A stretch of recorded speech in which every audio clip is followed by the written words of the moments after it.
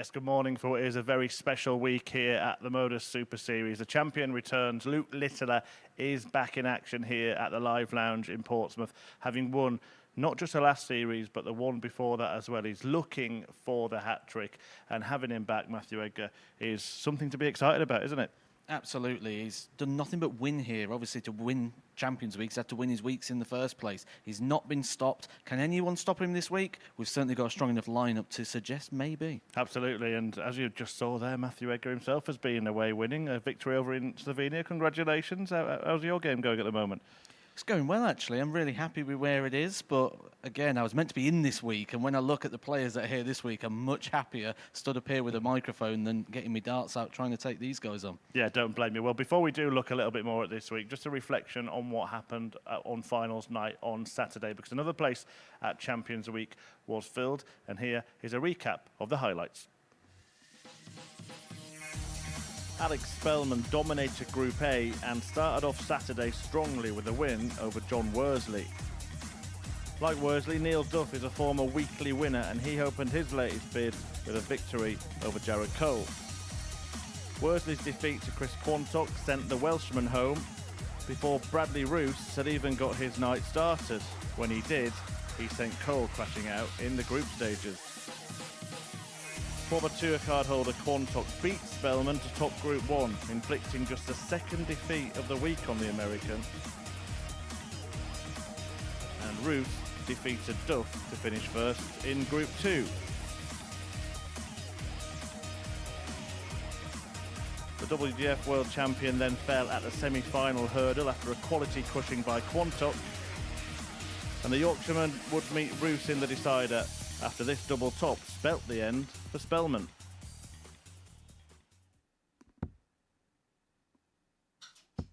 Because it's glory for Yorkshire on the stage for quality. He's made it to Champions Week, and week number 8 is his. Yeah, it was quality from Quantock, a win for the Yorkshireman Chris Quantock. And Matthew, a player like yourself has had a tour card in the past, didn't quite work out for him, but he kind of said in his interview on stage afterwards, he gave himself some belief back again with that win. It's hard. When you've had a tour card like Chris Quantock has, and then you come off the tour, it's like such a fall from grace. You've gone from mixing it up with the world's elite to what do I do with darts now? Going to the Challenge Tour feels like a downgrade. It's not the same.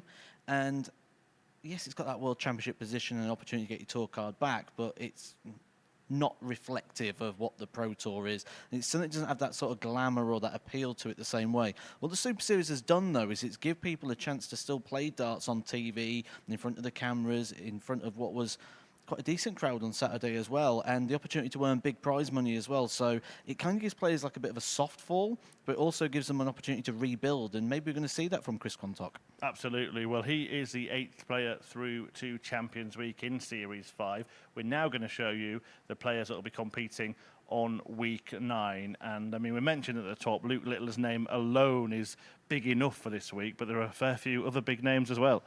Oh, absolutely. We take a look at Group B, for example. Got Jelle Klaassen there, who's just won the Catalonia Open and also the World Cup with Holland over the past weekend. We've got Harry Ward, a former winner of a Pro Tour, and that's coming up at the back end of the week. We've got to look what we've got here. We've got 4 people in this Group A that have won weeks before here at the Super Series and are more than capable of doing so again. Well, let's see how the bookies see it. Of course, Luke Littler, as a defending champion, looking for that 3P, even money to win Group A. But you mentioned weekly winners. Andy Bolton and Sebastian Białecki actually played in a weekly final, and they're not too far behind him. Maybe a little bit of value, because Littler hasn't always won Group A. He hasn't, and I did actually say last night when myself and Paul Nicholson first started talking about this group, so I've got a feeling Luke Littler doesn't win this group. I think he could win the week, but you don't have to win every single game. You don't have to win every single group. And it wouldn't surprise me if he wasn't to win this. However, I can tell you since the odds was put together at even money, it's been backed in even further. The punters have woke up this morning and seen Luke Littler at evens, and it's been gobbled up. Right, he thinks he might not win the week, but what about the group? Well, the outright betting overall, sorry, other way around, but the outright betting overall does reflect that. A little bit better than the even money that he'd got on him to win the group. But again, Bolton and Białecki are the best of the rest, even shorter than Jelle Klaassen. This is going to be a challenge here for Luke Littler. We're going to see, again, what he's made of, but this is the last time we are going to see him, so we've really got to enjoy him this week, or is it the last time we're seeing? So we could see him on Champions Week as well. We know he's got his PDC Tour card for next year, so it means he's not eligible to play next year, and I think he's going to want this. We've seen across his social media the one more time, the Vigo Ven, which, by the way, was the funniest thing I've ever seen, showing Paul Nicholson Vigo Ven this morning. And maybe we'll see him do what he said one more time. Can he come and win this again? Hopefully he'll wear a high vis on Saturday night as well. We'll see. Littler certainly has got talent, and we've got plenty of that in this week here at the Super Series. Just one little last thing to do and try and find some value for you at home. This is a MODUS Super Series bet builder, a treble of just over 4 to 1. The bottom two there, the players in those matches, Merckx and Bolton, just to get 180 in their games against Van den Bogaard respectively and Luke Littler, but the top one Białecki against Van den Bogaard, over 5.5 legs. What do you make of that, Matt? Cracking bet. I normally like to stand here and I almost argue with it every time it gets put together. But this time I've got to go with it. The over 180s, I think, is a good bet because on the back of the fact they expect there to be legs, I don't think there's going to be many 4-0s in this group. I think we're going to get a lot of close games. 4-2s, 4-3s. So those over 5.5 legs, check those markets out. And certainly those just 180, we're going to have plenty of opportunity to do so. So I really do like that. I can get behind that today. Right, the potential for one of the best weeks we've ever had here at the MODUS Super Series, and the players are ready to get it underway. So let's do just that. It is a repeat of a former weekly final here at the Live Lounge, and it's Andy Bolton against Sebastian Białecki. Guiding you through it will be Matthew Edgar, and a very good morning to Paul Nicholson. A very good morning, Murph, and a very warm welcome to everybody tuning in here this morning. And a warm welcome to Andy Bolton and Sebastian Białecki, who's got himself a nice new rascal haircut. One of Poland's best is back for another crack, and we will talk over the course of the morning about the likelihood of who could possibly win this Group A campaign over the next 3 days. This is the 50-year-old from Scotland, Andy Bolton, with the Northwest England accent, the X Factor as he's known. He's got an excellent record here at the Super Series, but this man, he was standing in Andy's way the last time that Andy was in a weekly final. Andy won that one, and now they will start a week First leg, Andy, against each other. Danny McNamara is your referee. I'm the asset, Paul Nicholson. I'm being welcomed very warmly by Chris Murphy from the balcony. It's my turn to welcome somebody else. And it is Matthew Edgar to the commentary box. A good morning, Matt. I hope you had a very pleasant weekend. Thank you, Paul. Yeah, really looking forward to this week. It's going to be a bit of a cracker, I think, here. Lovely weekend. Everything set up for a good week of darts. And we've got every bit of ingredients here to 96. ensure a fine week of twists and turns and drama.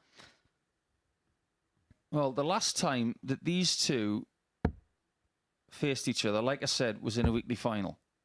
But they played each other plenty of times in Group A that week. The week I'm talking about was in Series 4, our previous series. It was week 7. And in Group A that week, Andy Bolton had 26 points. That's a remarkable 13 wins from 15 games. He was only 2 points ahead of Białecki in that Group A campaign. He had 12 wins from 15. It just goes to show that the strength of Group A can tell you what can happen on a Saturday night, but the antithesis of that is what happened to Alex Spellman on Saturday. He won 14 games out of 15 last week in Group A, but then he proceeded to lose a group game on Saturday night and lose in the semi-finals. And that's all this is. It's Group A. It's not the week. It's part of the week. We've seen the opposite of that. The one that really comes to my mind was Graham Usher, who finished bottom of Group A and then won the week. That was last year. 28. And you require 104. The same happened to Kieran Tierney the very first night we played here in Portsmouth.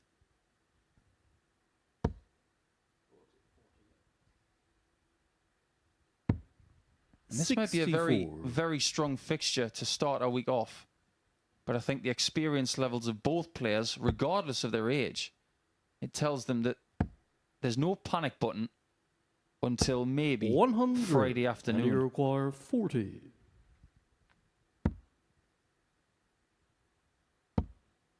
double 10. 30. Couple Sebastian, of you early require morning 138. Monday doubles there from Andy. He'll be hoping to improve on that when he comes back. And you want to start the week well. You can get into habits of telling yourself stories. And if you start the week off missing lots of doubles, it tends to be a bit of a 54. pattern. And And you require you're always 10. trying to put it right. Well, that's a great guide to put it right. That is not very well executed 6. by one of the you best require players 84. without PDC Tour privileges. I'm not going to start that argument early on a Monday morning. That's for later in the week. Game But shot that on is the a first pinch leg, for Sebastian, and he knows it. Białecki. There's some rabbit hole to Second go leg, down later Sebastian in the to week, isn't there? The throw best first. player Game without on. a tour card, because I think it's a closed book. I think that player's here this week. You think it's Littler then? Absolutely. But he's technically got a tour card now. But not until January. 96. Yeah, he's going to be joining the PDC Tour next season, so we get to enjoy him one more time. 190. We might just have him for one more month. That's the first 180 of the week. I think there's going to be plenty of those. But maybe not from Andy. He's not noted as a massive 180 hitter. He's more about 40. lots of two treble visits, really good approach play, and clinical doubling. And the last time he won a Group A campaign, he was very, very happy to do so because 100. he had a bit of shoulder soreness where he could rest it on Thursday and Friday. If he was to win this Group A, he would be really pleased because I don't know about you, Matt. This is the strongest Group A that I've seen amassed 93. outside of a Champions Week. It's hard to debate that with you, to be honest. And when you're kicking off with a game like this, 57. and then you look through the fixtures, yeah, I don't know who wins this group. And normally you come in and you think there's a strong favourite. Obviously, Luke Littler stands out as a favourite, but 105. you can oppose and they it. require 164.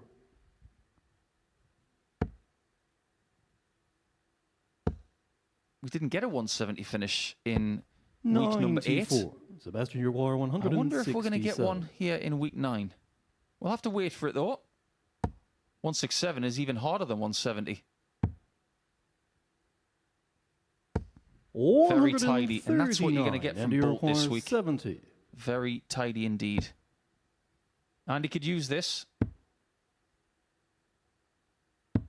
54. Missed doubles early. Sebastian, you require Might cost him. 28.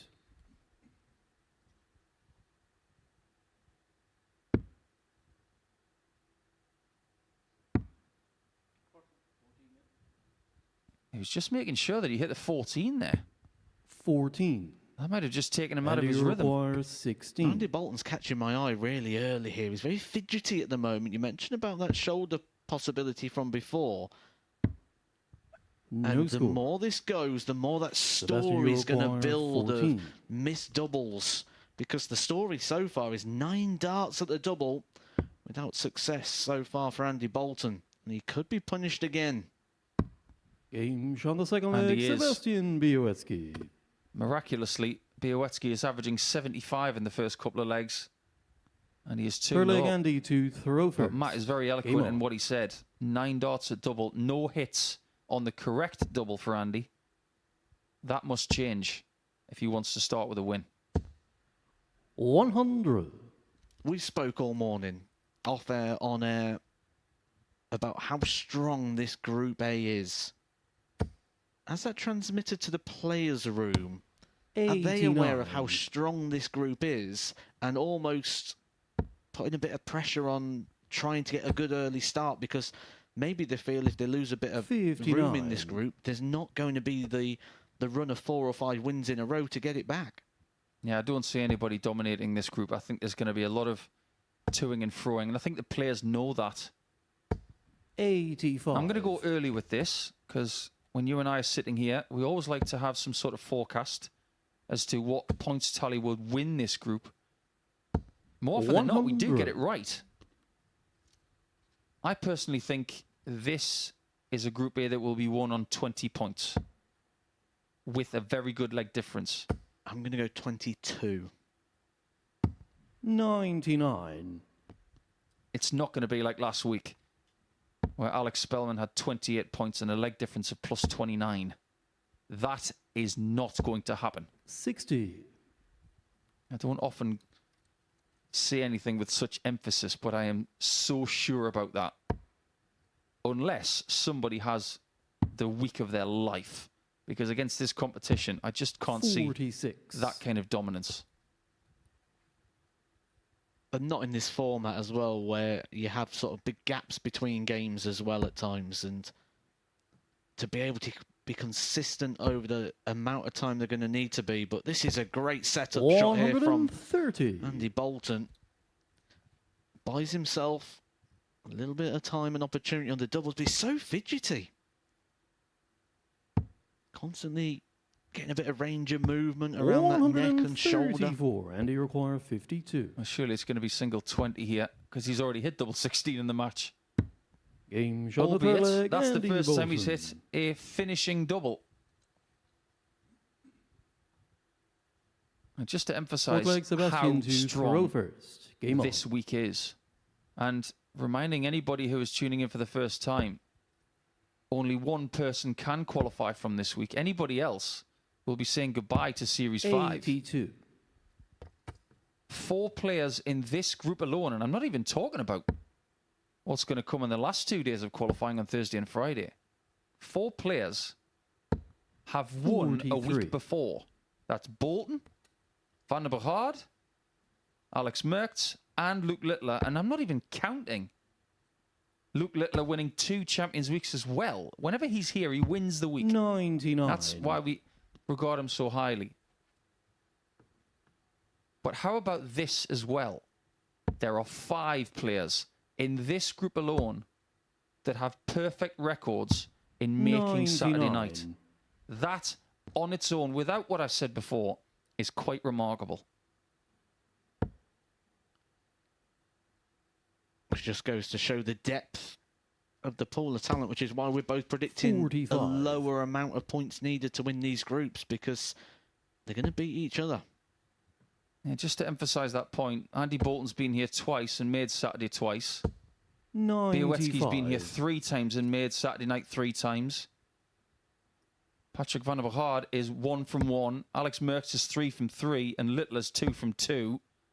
In qualifying weeks, of course. And he's 2 from 2 in Champions 59. weeks as well. You look at those numbers and you compare them to any other week that we've had here in Series 5. And it makes you dizzy. 140. There's a lot going on with Andy Bolton here. A lot on his facials. He's really having to force that last dart. I'm sensing that he's sending up the 45, distress signals here in match number 1. 124. It's going to be a long, long week, potentially, for Andy Bolton. 92. That's a good play. Good awareness of where he stands in the leg. Just another thing to consider as well. And if you are having a little bit of a wager here today, please do so responsibly. Over 18s only. 58. And And you begambleaware.org for more 32. information. But I think there's going to be a lot of close games throughout the course of this week. No score. 3 more missed starts at double. Sebastian, you require 113. And if this ton plus checkout is taken for the first ton pluser of the week, Bolton will need the sick bucket.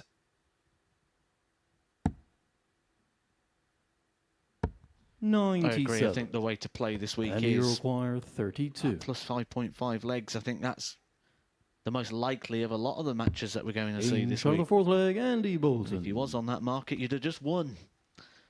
First game. Going all the distance in terms of Fifth leg, Andy to 5.5. throw first. Andy Bolton, those broke the Game throw. on. Big moment there, gets himself back as favourite to win this game, but there's just a lot of tension, isn't there? Yeah. Just taking a bit of time to settle into what will be possibly a very long week. Ask a marathon runner how they feel in their first couple of miles, and they're still getting into the rhythm of their breathing and 39. their stride patterns. Dart players are very similar as well. When you play what could be a long week, you'll be very comfortable with the format and how you feel, say, Tuesday afternoon, but Monday can be quite edgy 135. sometimes. It depends what you're coming from. You mentioned Jelle Klaassen, who is going to take part in Group B this week with Jordan Brooks and Mark Hilton as well. 59. He's just been to Denmark to play in the World Cup. Where have these guys been in the last couple of weeks? What has their preparation been like for this challenge? 96. But nothing beats winning titles, which is what Jelle Klaassen did this past week. And he also won that Catalonian Open at the start of September as well. So he's coming in and joining us 100. on great form and represents value at 8-1 outside of those favourites.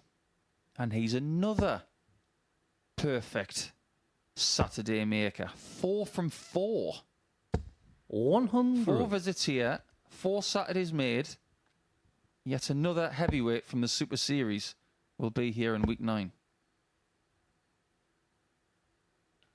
The maths not on the side there of Andy Bolton. If he'd have started on the 19s, he would have had another dart here at the treble 19 to leave the 170, the 133. You know for a fact that Białowski wouldn't have made that mistake. Sebastian, you require 170. Players of his ilk don't make mistakes like that.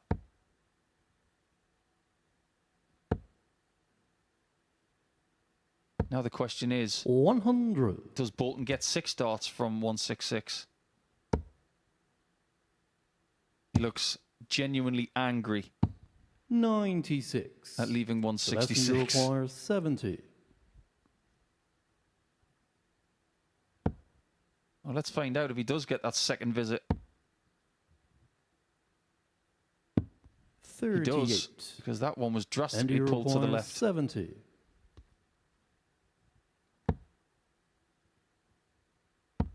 If he is feeling a bit unsettled, you tend to like the doubles at the bottom end of the 38. board rather than stretching up towards Sebastian, the you top. require 32. I'd have to agree with that. That's one of the reasons why I like double 16. Speaking of which, both players on that double. Double 8 for Sebastian. 16. The last time he was in a Group A campaign, And you require 32. I mentioned that I thought he was a better tops and tens hitter than a double 16 hitter. He's reverted to his old plan. It might cost him.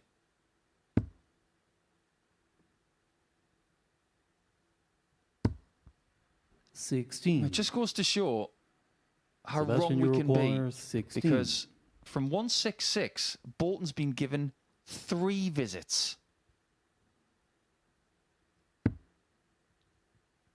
Those doubles plaguing both players at the moment. No score. I think everybody watching at home And right you now, Matt, require is thinking, 16. these guys know nothing about darts. You've overbilled them. 26 darts missed at a double between the pair already. Andy Bolton's had 18 darts Being at a shot on the double fifth so leg, far. That's his Andy Bolton. 19th. If Andy Bolton threw that as a leg of darts, we'd probably consider it a bad leg for Andy Bolton's standard. 6 legs, Sebastian, darts to he's throw thrown at the first. double. Game on. Yeah, 31 in total from both players. And there's the illustration of that. I was speaking to 96. many an analyst and a commentator over the last few weeks and trying to stipulate what kind of number you would accept 140. as far as success is concerned. And most say around 10 or 11 darts at double with 4 hits. That's what you'd expect, if not better. And going into this 6th leg, 139. both of them are above that number.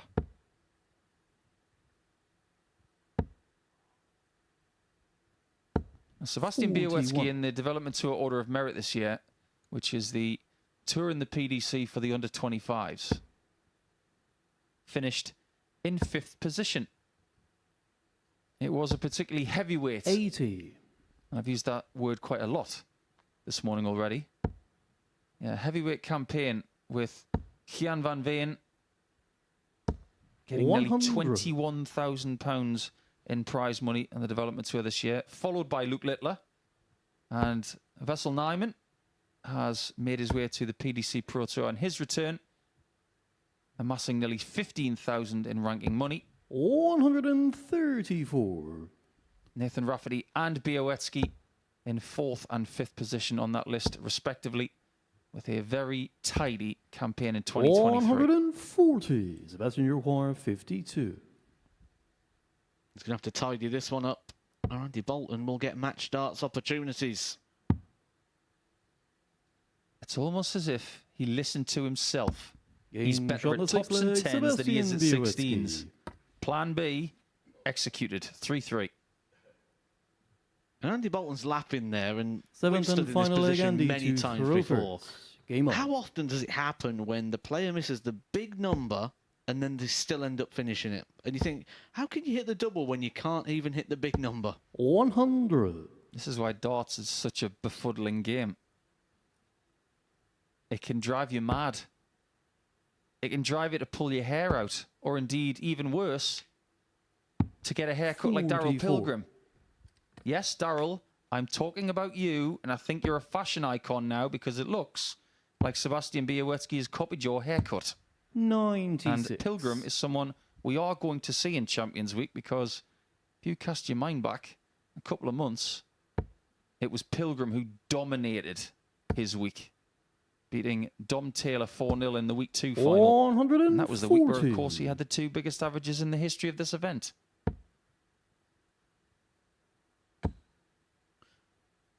Well, if you're going to 60. copy or mimic someone, why not copy and mimic someone who's holding the record?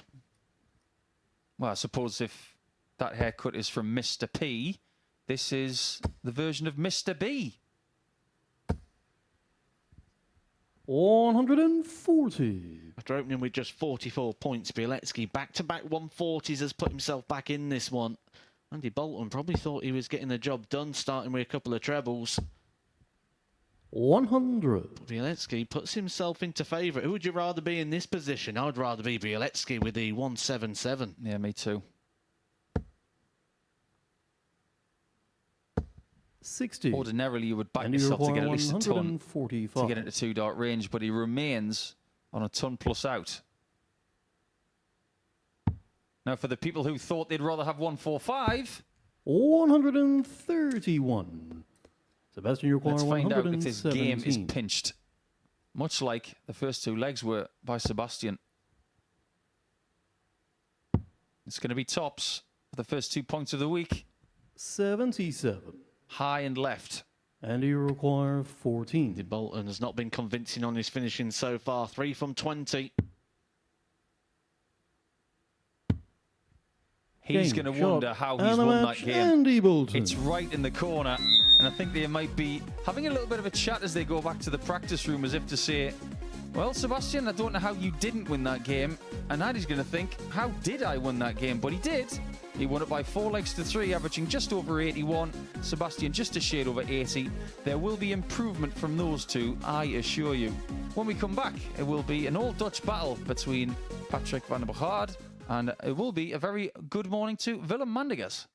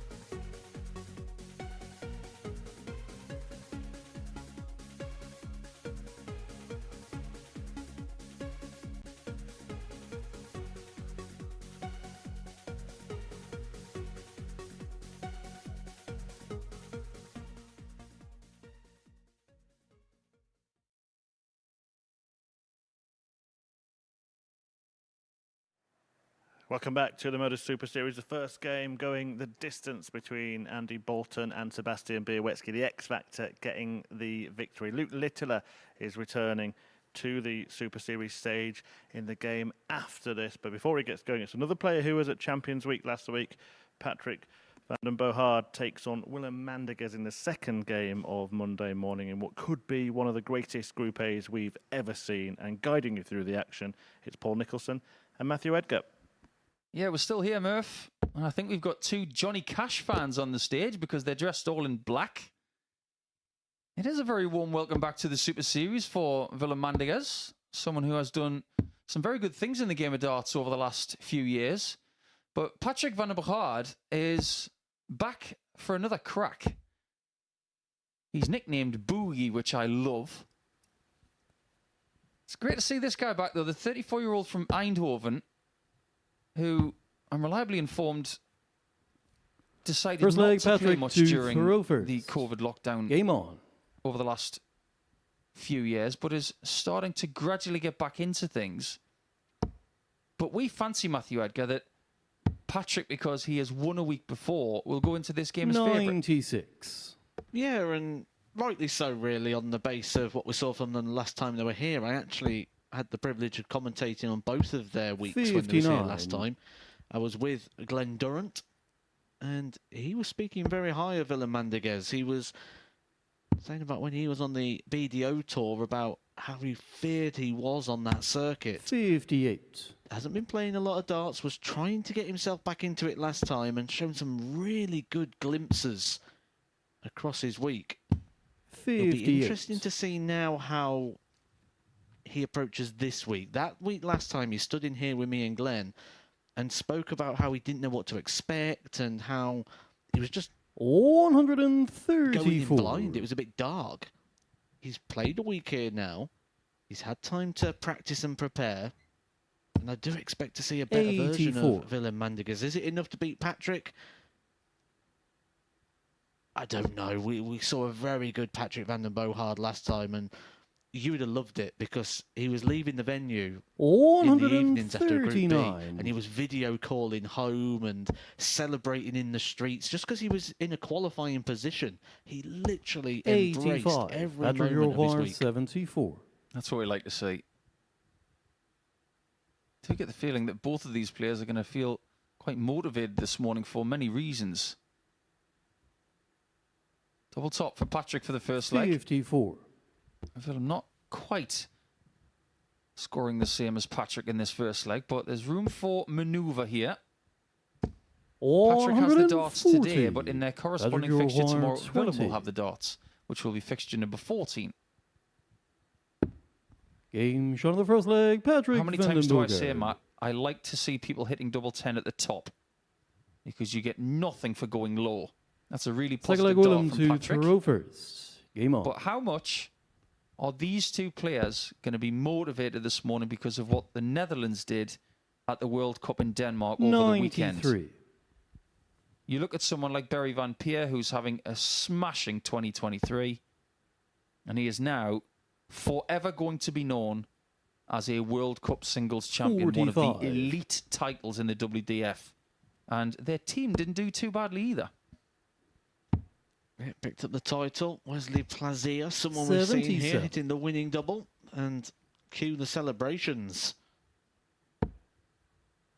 But you like routine and system. You're going to like what you see here with Patrick van den Bohard. 100. Because he goes quite often and he'll put his darts down on the table in this sort of 10-second break we have.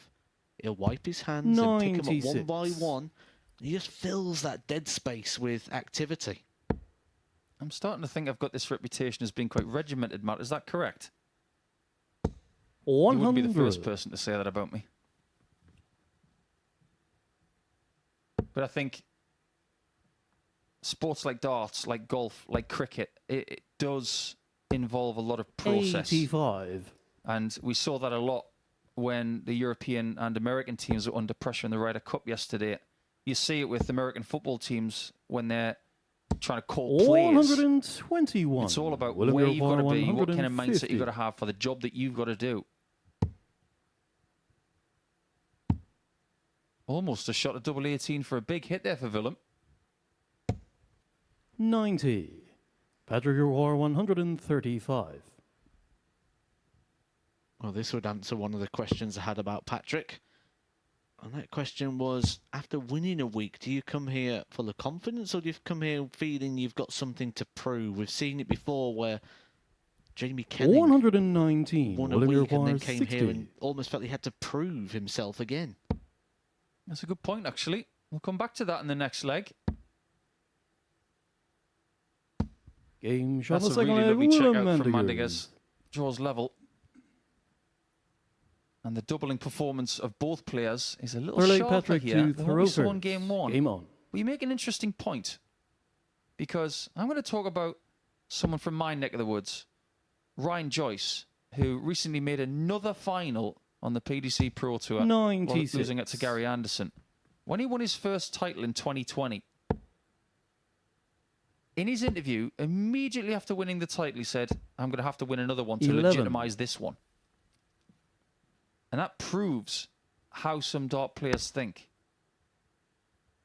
Let's find out what Patrick does over the next few days to see what his mindset is 48. coming back here. It's a very...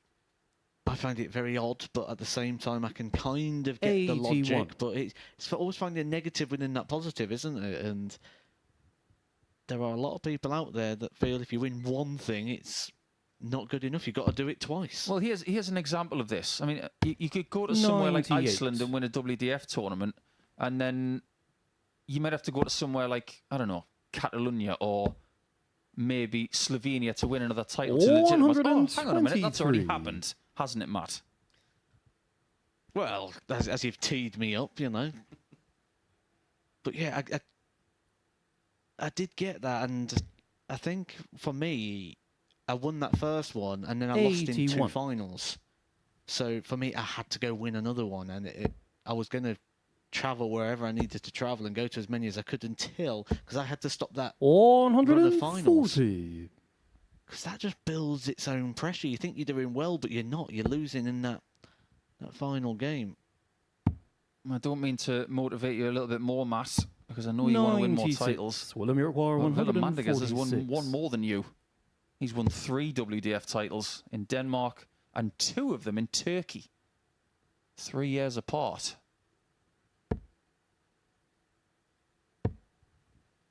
$92. Patrick So you've both won Iroquois in 2 82. countries, so you've got that in common.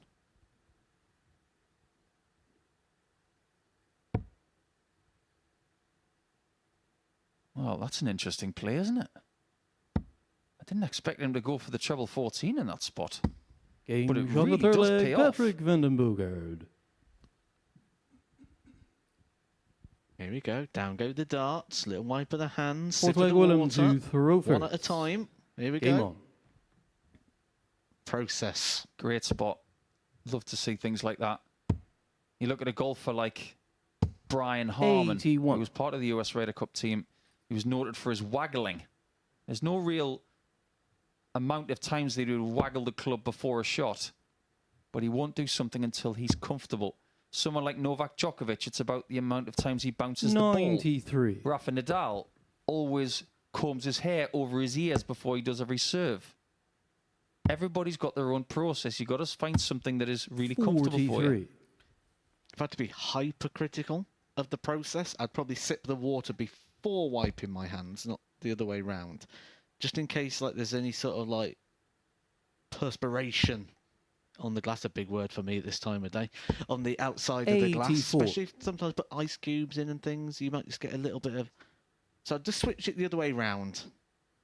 I just do what the Aussies do. Get yourself a stubby holder, 100. which is a little foam holder that you put your glass or your bottle in, and that way it keeps the temperature of the beverage, and you don't get any condensation on your fingers. 60.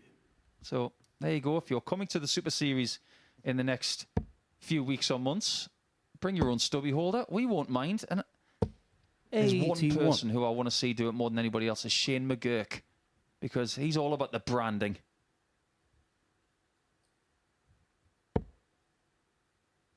have to get some Aussies over here. They definitely bring some stubby holders. We are yet to see the lineal champion. 125. That is Raymond Smith. I can't believe I've used something that is associated with Tyson Fury so early on in a week. 100. Raymond Smith has not played Patrick since he Roy, won Series 2. 139.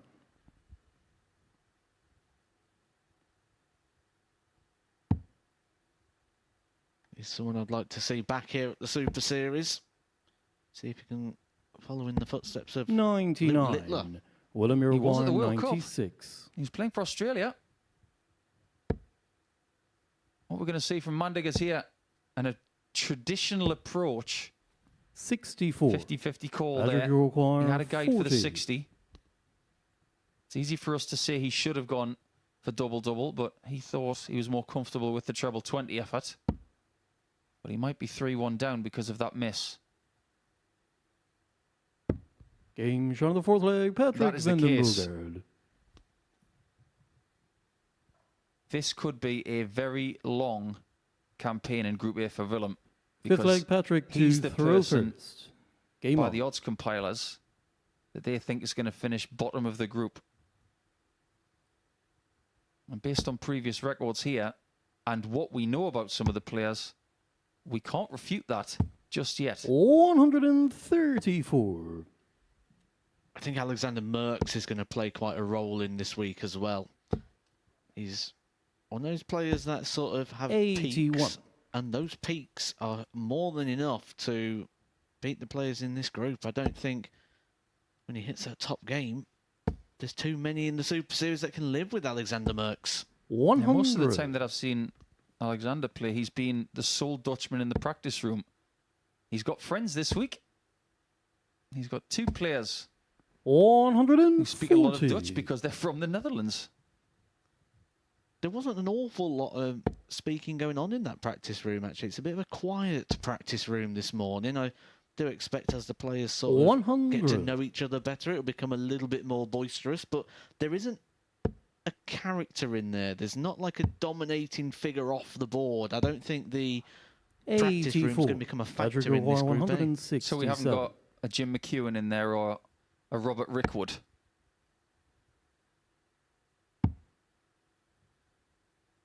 There's certainly no sort of 102. wind-up character or alpha male in there as such. This game is, or this group is purely just going to be won on that stage. That is the first 180 of this match. Patrick Roy, 65. It might not mean anything.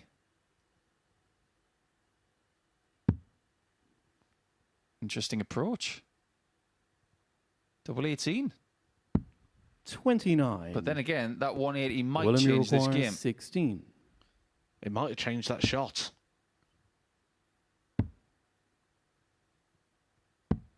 12. He carved out the opportunity and he wasn't able to Patrick take it. Uruguay, Patrick, 36. 3 darts to kick off his campaign absolutely perfectly. Double 9, nobody's favourite. That's why. 28. William It's all been Uruguay, unravelling 4. since that 180 from Mandigas. He's missed 3 darts to capitalise. Game shot He on the fifth won't leg, Willem miss Mandigas. again. And that 180 just causes a noise. It causes the big 180 call. It Sixth leg, causes Willem just a to little bit throw more first. delay. Game on. Especially when Danny needs to get that full call out of Patrick. You require 65 on the end of the 180. 60. I wonder if Willem is a PSV Eindhoven fan, seeing as he's from that particular part of the Netherlands. Very famous Eindhoven fan. Michael van Gerwen. 140. He has paraded the Sid Waddell Trophy on their pitch.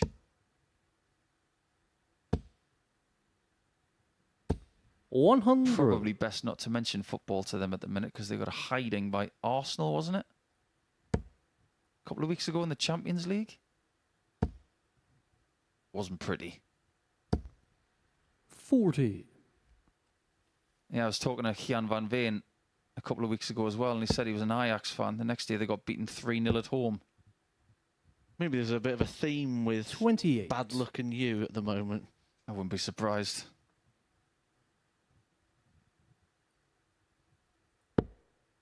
Keep a distance, Matt. I know you've got a lot going on until the end of the year. 81.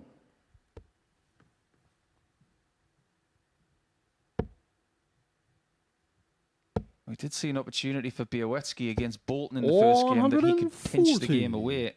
He missed his chance. Don't underestimate the fact that Willem could still steal this game. You see the equipment of Patrick as well. That somewhat bulbous 90. end to the barrel. It was very successful for him when he won week 11 in Series 4, beating Jared Cole in the final. 98. Same shape of dart Patrick, you require as Chris Quantock, 150. who won week 8 here on Saturday night against Bradley Roos.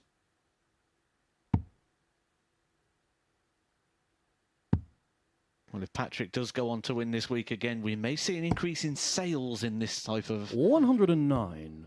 Willem, you dart require with this 75. barrel. But this is an opportunity here for Mandiguez, where he'll be expecting at least one dart a double. It should be tops to level up this match. 35. He kept it nice and simple there, didn't he?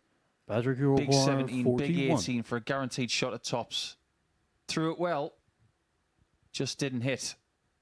Now, Patrick's already had 3 match darts at 2 different doubles. He's about to have a shot at a third. 9. And that is now 5 missed Willem, shots you require for his 40. first 2 points of the week.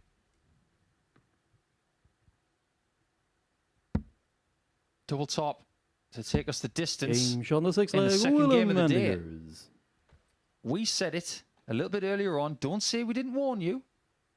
A lot of these games 7th and are final going leg. to be Patrick to lots of throw legs. first. It's proving to Game be on. the case.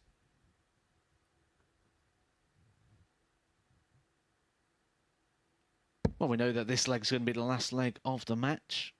Best of 7 is a race to 4. Advantage.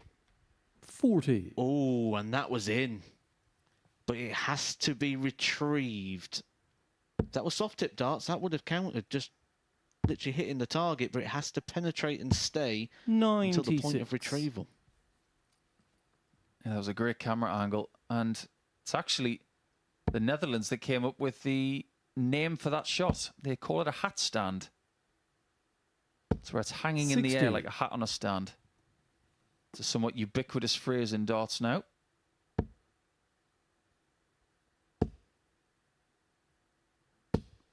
$100. I wonder what Patrick's feeling right now. It's a long campaign. 5 games per player on Monday. Same for Tuesday and Wednesday, of course. So they will have 15 games for the first 3 days. 100. But this first game sometimes can infect what happens for the rest of the entire campaign in the group. Which is why I think that last 41. dart there from Patrick van den Bogaard was such a big dart. The 9th dart he threw in the leg and he just squeezed it into that treble 20. Had he not been able to find that, Mandiguez would have been able to open 60. up quite a sizable gap. But there's nerves and edginess in this last leg.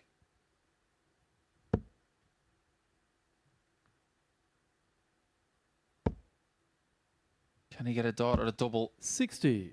in this last leg? How many times have you seen someone missing multiple match darts in multiple visits? And then it's the other person who gets one shot for the match and they take it. 140. Can Willem do that? It may depend on what he does here. Can he get a second maximum? 140. He's so Patrick, eager you require for it. 101. The timing of Mandiguez at these important moments is what really stands out in this match. Now, choices here for Patrick. He got 82 a little bit earlier on in the match. That's his highest checkout of this match, but he can't get the 42 this time. 69. Willem Willem, you should require 64. get that opportunity to put his hand in the cookie jar. 32. He's had his chance. That may be Patrick, the you only one he require gets. 32. Patrick's had many opportunities that have come and gone his way so far in this match. 5 match darts. Game, shot, and a He match. only needs a Patrick sixth. Vandenberger. That will be a very big sigh of relief for Patrick. Willem can take something from that game. He kept it very tight in the end, but ultimately he had one chance, he missed it, and Patrick takes the 2 points. That's what we saw, and what you're about to see is a fast-firing game between another Dutchman in Alexander Merckx and Luke Littler, the reigning champion.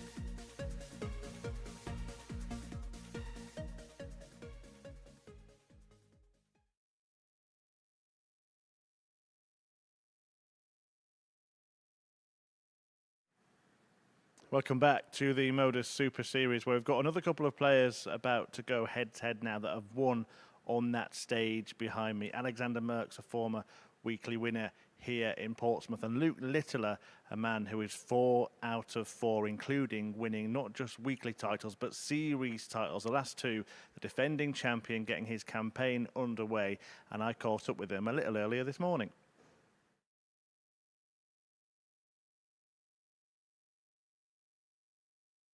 Yeah, it's brilliant. Obviously, I don't really like coming down Portsmouth, but obviously once I'm in the venue in the morning, then it gets me going. Look, since you were last here, a lot's happened. You know, you're going to have a PDC Tour card next year. You're going to be playing at the Ali Pali. But I know you've signalled this as something you want to do to kind of sign off your spell here at the Super Series, haven't you? Yeah, obviously I want to sign off in style. Hopefully win this week, but it's a tough lineup even in Group A. But I'd love to win Group A instead of dropping into B or C, because this week's all around it's tough. But yeah, I just like to win it and go on to Champions Week again. Where's the game at the moment, confidence-wise? The way you've been playing, how do you feel coming into it? I don't really practice. People don't believe me, but I don't. Obviously, the new FIFA's come out, so I've not really picked up a dart, but I'm sure I'm gonna have to get on the board today. Someone said that playing you is like playing a computer game. There are a few players in that practice room that have had that feeling before, Andy Bolton in particular. So what's it been like in the practice room this morning? It's all right. Obviously, everyone comes in, says all right to each other, get the music on, everyone just does their own thing, practices. It's a first step towards maybe making it 3 in a row. How big an achievement would that be for you before you sort of sign off and go and join the PDC too? How big a thing would that be for you? It's massive to go 3 in a row. Winning it the first time, I couldn't believe it, and then the second time against Colin, it was dead scrappy, 4-2, like an 83 average or something. But obviously, it's not about averages; it's about getting over the line. Absolutely. Well, good luck. We better let you go and do some practice finally. Cheers. Cheers, mate. That young man is not kidding. He doesn't do a great deal of practice, and we will tell you why throughout the course of this game. But it's not just about Luke Littler this fixture. A lot of attention is going to be on him and his brand of the game because he is the 2-time defending champion. But he is up against Alexander Merckx here, who has had his own times here at the MODUS Super Series. You can see his career best. He has won a couple of ranking titles. But because Luke Littler is still 16 years of age and is on his way to the PDC Pro Tour next year. First leg, Alexander to throw Could first. be this week Game his on. last hurrah. He does not want that to be the case, Matt. He's going to want to go out the way he's been here at Portsmouth all the time, which is 44. with plenty of pounds in the pocket and trophies in the hand. He has never not won a week when he has been here. So let's get straight into 140. the meat on the bone, or indeed the tofu in the soup, depending on what you like. 82. Why does he not practice? And we believe him. It comes down to the amount of darts that he plays. So we know he's still playing in county scene. He's playing here at the 60. Super Series, the Dev Tour, the JDC, the WDF, alongside various other local opens. 140. And just in terms of recorded matches, he's played over 400 games already this year. Now, when he's down here at the Super Series, we know he goes to local opens around the area where he's been winning, playing 6-7 matches a night. And I reckon that number Luke Urquhart, 167. of 400 plus games is probably more like 700-800 games this year, which means he's playing about 4 or 5 games of darts a day on Alexander Urquhart, average. 134. He doesn't need to practice. Because he's playing enough. Watch out for a little bit of creativity on the finishes with these two. 71. Very quick thinking, Luke Urquhart, darting 108. brains. The tops route for 108 88. just misses out. Alexander Urquhart, 63.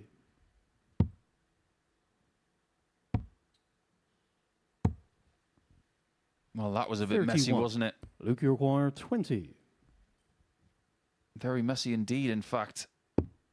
His throw could be broken in the first leg of his campaign. Game And it shot on the is. first leg, Luke Littler. On a tertiary double like double 5. And just to re-emphasise what kind Second of leg, Luke quality to throw you first. could Game on. possibly get from Littler here this week. He's played 138 games in his development tour campaign this season. 140. He's averaged 92.17 for all of those games. 100. And because he's been so good, the development tour order of merit has him at second position. And the top 2 get their tour card and a 60. world championship spot. But because the person who beat Luke to the title at the top, who was 140. Kian Van Veen, who is already on tour, it's the next 2 in the order of merit that have gone to the tour for next year. So it's Littler and Nyman who get the cards and the world championship 140. spots. He actually qualified for 2 world championships this year, didn't he, Luke Littler? But was one of the players who fell into that criteria of people that had to 140. choose Luke Urquhart, which world 161. championship he'd go to. Will he go to Lakeside or Ali Pali? And he very quickly picked a spot the 22. Alexandra Palace, and Alexander, we you know require he's a big game player. 121. Tends to save his best for the finals. 66. Again, it's a little Luke, you messy, require but 139. it could have been a lot worse. He's still got himself on a very manageable 2-dart, and now that he's getting a look at it, 59. I think we're seeing the Alexander, you signs require of pressure from 55. these players here in round 1. Because they know how Shot strong the this second group is leg, going to be. But that's a Alexander nice Merckx. recovery from Alex. So let's talk about what Third leg, Alexander to our throw viewers first. Game on. we'll maybe be thinking this morning about what the hot topics are in darts. One word 100. answer, yes or no, Matt. Did Luke Littler make the right choice in picking Ali Pali over Lakeside? No.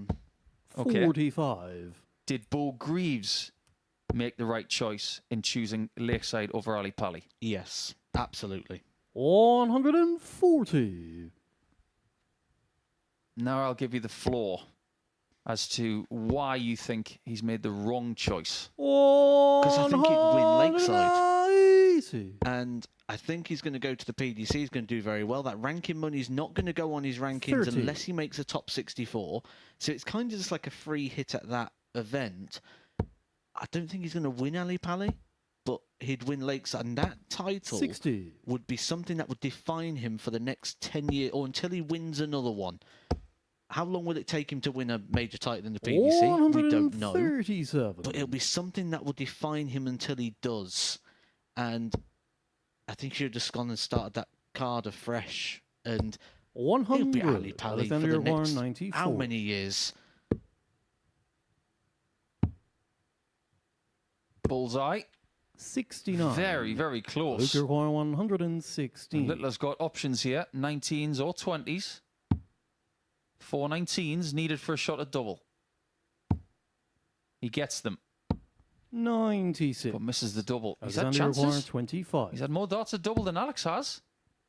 Well, there you go.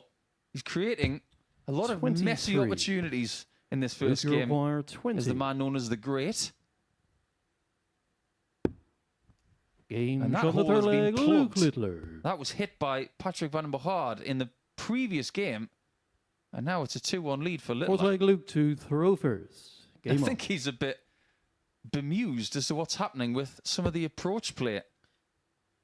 Me too. I'm finding it hard to work out because he's fast as 60. well.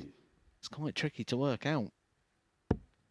On that debate of Luke Littler, I have to agree with you. I think as much as I want to 44. see him at Alexandra Palace this year, and at such a young age and such a great story, his opportunity to win at an 100. iconic Lakeside because of his decision has been reduced to that one time he played there where he lost to 100. Richard Veenstra, who had the record average against him. I just look, he's going to go to Ali Pali, he's going to play well. And he's going to create a moment potentially of being such a young 140. player to potentially win at Alexandra Palace. But he's going to make one of those moments that tend to be forgotten, 55. where he could have a moment that follows him his entire life. I've got another question for you, and I mean this in the nicest sense. And this, we all like to have a little bit of a smile on a Monday morning. 139. Is Luke Littler strong enough to hold that trophy in the air? Because it's very heavy. 43. Peter Wright told me that Luke it is requires very, very 62. heavy. Even though he hoisted it with one arm, but he's very strong. Game shot of the fourth leg, Yeah, I Luke can't Littler. add too much to it. I've once stood in the same room as it before, but I think that's as close as I've ever been to it. Yeah, never touch a trophy. Fifth leg, that Alexander you've to never throw won. first. Game That's on. my rule. So I haven't had my hands on many trophies, trust me. But Luke's got his hands 85. possibly on 2 points here. He's been stronger in the scoring stakes than Alexander the Great. That proves it. He's got the only maximums of the match. I was just about to say maximum, but he timed that one to perfection. 119. There aren't many things he hasn't done here in Portsmouth.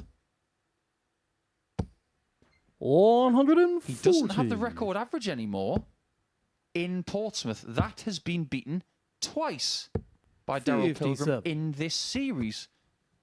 Somewhat funnily, once in defeat. 118.88 when he lost a 4-2 to 60. Scott Taylor. Maybe that's why he doesn't like Portsmouth anymore. He opened the interview with that, didn't he? Doesn't like, maybe he just doesn't like travelling, which, if that's the case, it's going to be something he's going to have to get used to. 121. With the career choice that he's going to be having and the talent that he's got. 57. He's going to stay in the game. Alexander Require 164. It's a big ask. It's on. It's still on. 139. Alexander almost Luke Require the 64. great there. Littler for the knockout blow in round 1 has got tops. Game, Very, shot, very good. And a match, Luke A Littler. very steady looking 93 average. He looked very settled. His doubles were excellent as well. 4 hits from 8. But Mertz just paid the price for a little bit of messy approach play a little bit early on in that first match. You can see that he averaged 84. He's going to need a lot more than that if he's going to win this group, or indeed to get more wins than losses here today. When we come back, it will be the start of round 2. It will be Białecki up against Van den Bogaard.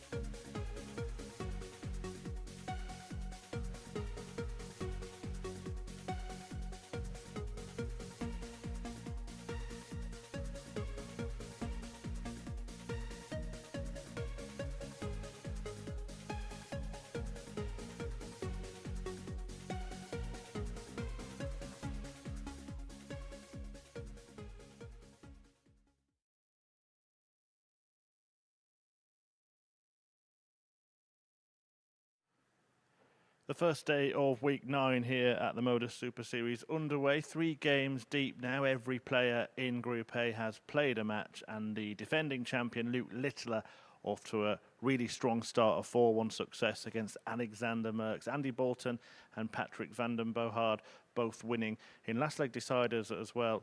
Sebastian Białecki lost to Bolton in the opening match here at the Super Series, and he is taking on Van der Bohard, one of the weekly winners in the previous series. It's all about getting to Champions Week, but this week already feels like a week of champions. Such are the stature of players on the stage, and pretty good stature in the commentary box too. Paul Nicholson and Matthew Edgar on hand to talk you through each game.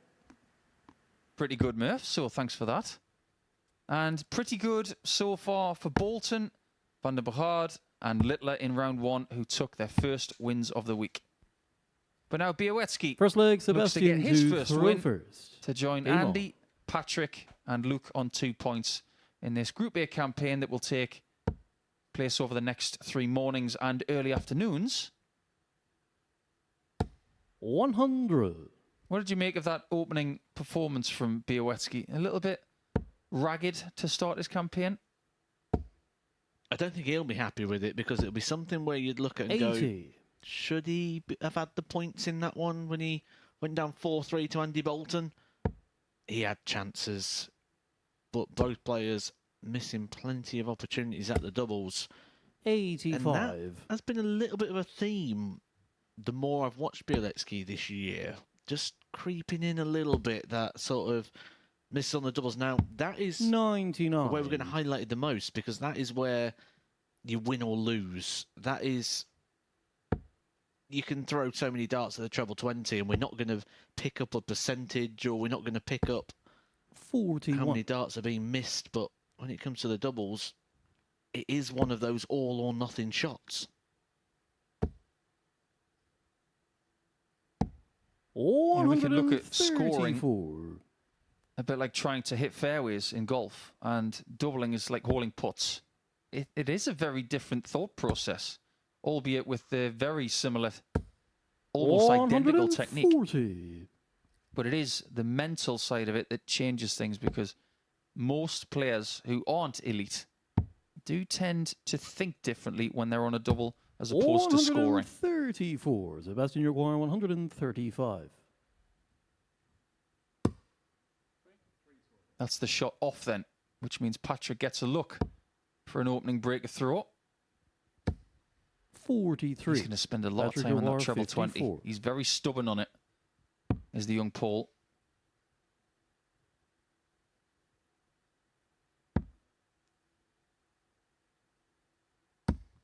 That was an early chance. Sebastian He Urquhart, might rue those 92. 2 misses. Let's see what Sebastian does on 92. It's the bull route.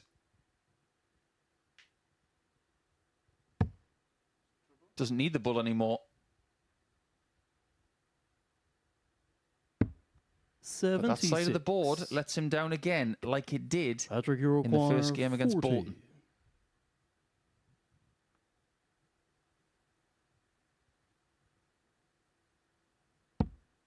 Double 10 has been good to Patrick. Well, that's not a good dart. But that one is. Shot of the first leg, Patrick Van den Bogaard. You could see how the dart sort of kicked to the side and just with a bit of equipment Second in leg, the way, a Patrick bit of to material, the Froefers. flight covering the bottom Game end. on. You really need to open up that bed, and really good dart there from Van den Bogaard, who probably feels that this is a bit of a home stage for him as well. When you've had success in places, 96. you tend to find that you get positive vibes around there. I believe you used to like a certain Crawley Leisure Centre, didn't you? Yeah, the K2 in Crawley. Very much a happy hunting ground for 85. myself. Only place I won an event in twice. It does make a difference, because look at people who have bad records, quality players who go to places like the match play, like a Robert Thornton or a Kim 190. Hybrex, who just for whatever reason can't seem to win at that venue. Yeah, you make a good point, actually, because I used to think about when ranking tournaments used to go to Selsey, just down the road from here. 190. And I once said out loud, as we've just had 180s from both players, why don't you just give Glenn Durrant the trophy? Because he always plays well in Selsey. 58. I get the feeling that this building is becoming that for Patrick Van den Bogaard.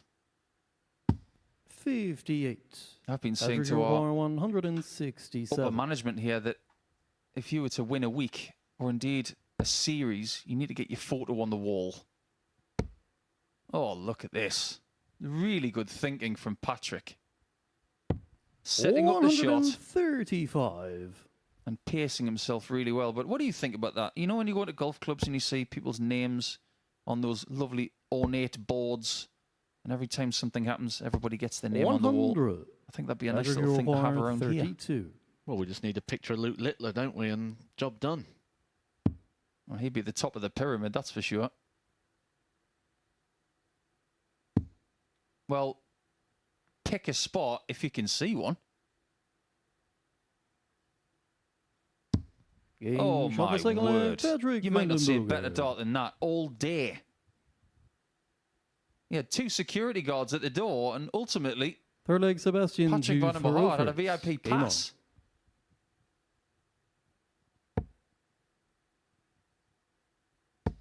I know you're a fan of things being 60. done a somewhat individual way. I'm sure you liked it when Michael van Gerwen won the Champions League in the PDC and got a belt. No, that was a wonderful thing, by the way. We do have a very traditional trophy here for our series champion, which 134. Luke has got his name on twice. Have you got any other ideas as to what would be a nice prize for someone winning here? 59. I do like the belt that Van Gerwen got, and even now we're talking about it, so it stood out. It was memorable. I like things that will be talked about longer than the moment that they 139. create. As a slight segue away from that, I have heard from Shane McGurk this morning, and he has already designed his own stubby holder. 135. So well done, Shane.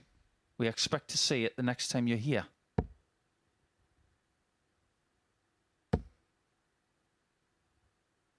But 58. there are things like different shirts, for instance, in the Junior Darts Corporation, depending on your talent level and how you complete your tests. You can get different coloured shirts. Black shirts 46. being the top of the Patrick tree, a bit like Urquhart, black belts 170. in martial arts. All these players who come here are of a very similar level. They've all done something to get here. But it's the special talents 56. that get their names on trophies. If Littler was to go on and win this week and indeed in Champions Week, he would be a Super Series myth. 177. He Patrick would be Urquhart, mythical because he might 114. never return. And Sebastian might not return here in leg 3. All the 19s.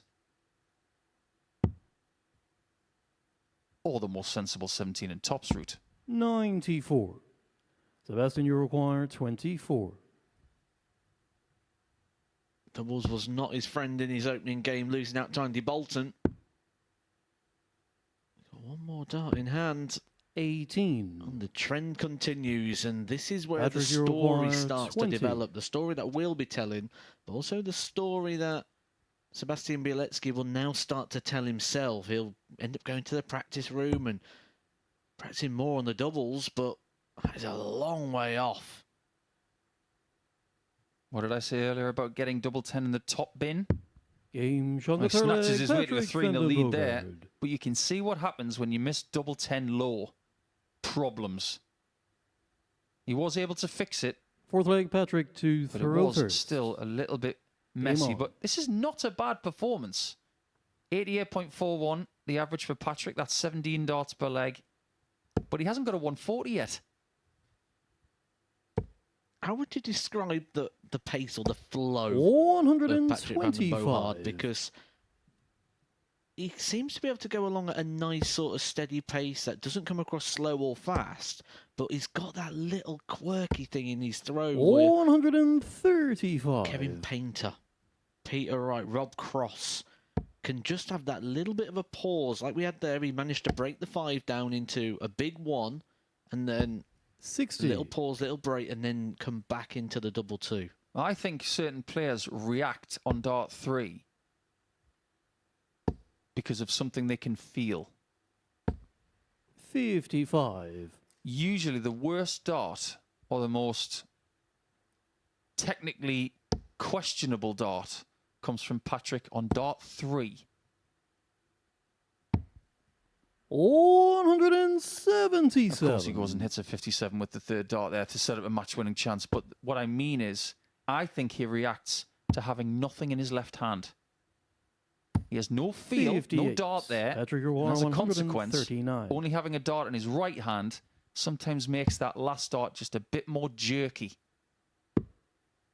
There is nothing wrong with this right now. 99. This has been a real sprint to the finish. And questions being answered very, very quickly of Patrick, because did we get the Patrick that came in and won the week last time, or do we get a different version? 95. We're getting a Patrick better version. 40. I have to agree. Game That shot is a and the really match. good Patrick win. Vandenberger. 16 darts per leg he improves to after the course of that final leg, which was 13 darts. That is a performance he can cling to for the rest of the day. He's 2 from 2, and Sebastian is 2 defeats from 2. A bit of a surprise, you might feel, but Patrick is here to play it. When we come back, it will be Andy Bolton against Luke Littler. 2 very close pals, but friendship will have to be put to the side for about 15 minutes.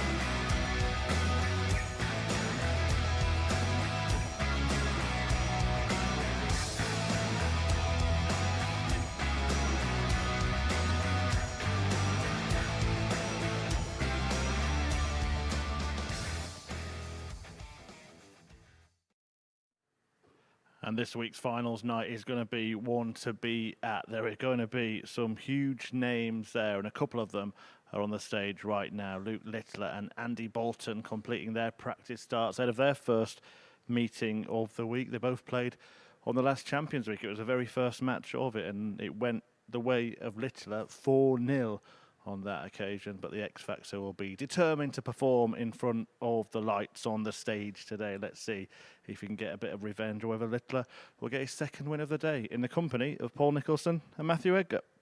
Thanks, Murph. Revenge is a very strong word, isn't it? And it's a word that we've heard coined by some of the golfing media in the last 24 hours. But Rory McIlroy said it wasn't revenge yesterday in Italy. It was redemption. And that could be a word that we use towards the end of week 9 here. But as far as this one is concerned, these two know each other very well. They've got the same darts manager. They share that manager with the likes of Chris Dobie and Nathan Aspinall. First leg, Luke to throw first. Game on. Like Murph mentioned, they have played each other on the stage before.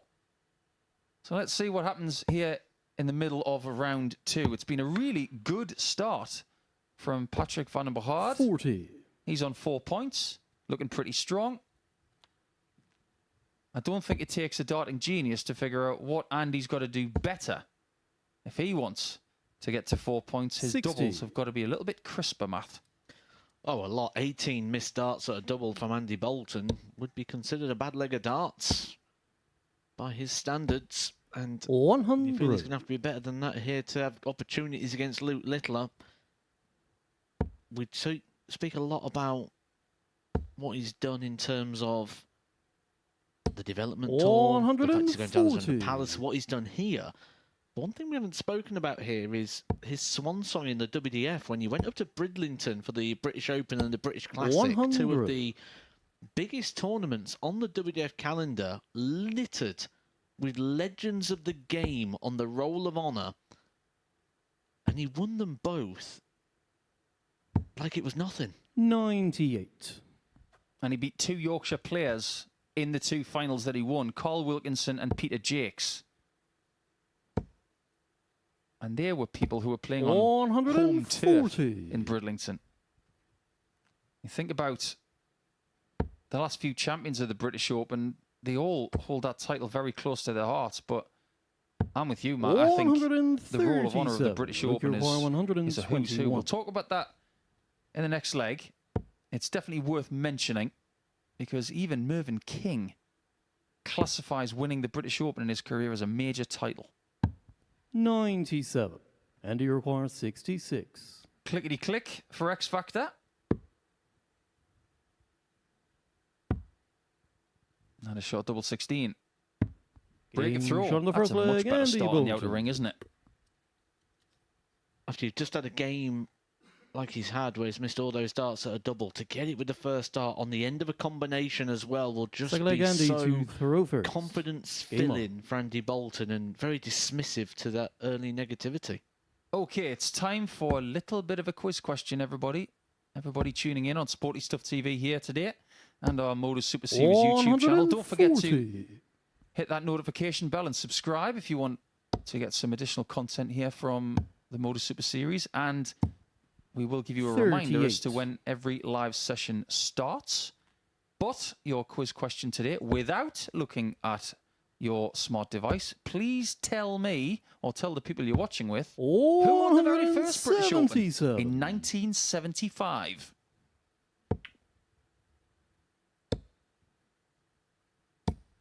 $140. The facial expression of Matthew Edgar just now was one of, I've just had a very sour sweet. It was very similar to the face you was pulling 55. earlier when I was showing you Vigo Ven. Yeah, we'll get onto that in a bit. But I will give you a clue because the answer will come your way very soon. Told you, it might not be far away. But the winner of the very first British Open was Welsh.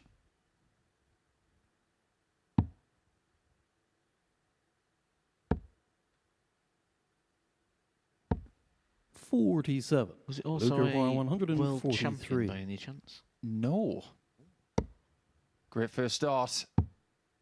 And he doesn't get a shot at double 16. 102. Does Andy Andy Require 82. from 82? He doesn't. It's tops. 42. Luke Require 41. And this is where you find out where he fancies to finish legs. Game on the second Tops has leg, been Luke very Littler. cooperative for him so far today. That's a really nice equalising leg in 14 darts. The answer Third to leg, your Luke first to quiz question of the day Thoroughfares. Game on. is the great Alan Evans. He beat Alan Glazier in the final in 1975. Someone 140. from Luke's part of the world. The man who used to dress all in black and was known as the Ton Machine. One of the greatest left-handers in the history of the sport. 100.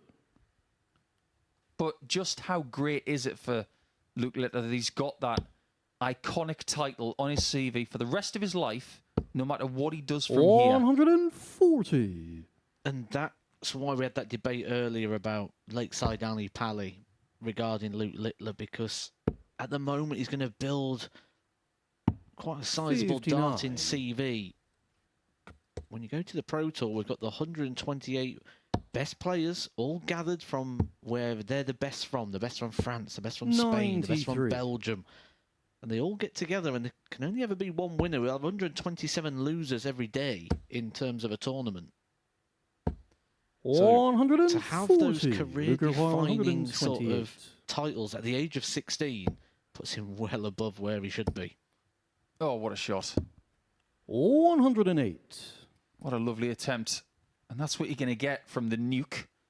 A little bit of explosiveness. He might be so explosive this week, you might need sunglasses. And it's October the 2nd on the south coast of England. 60. Sunglasses are very Luke much Require put 20. away now for the next 6 months. But as far as Littler's concerned, you might need to get them back out. 15. Double 5 doesn't come to his rescue this time. Andy Require 142.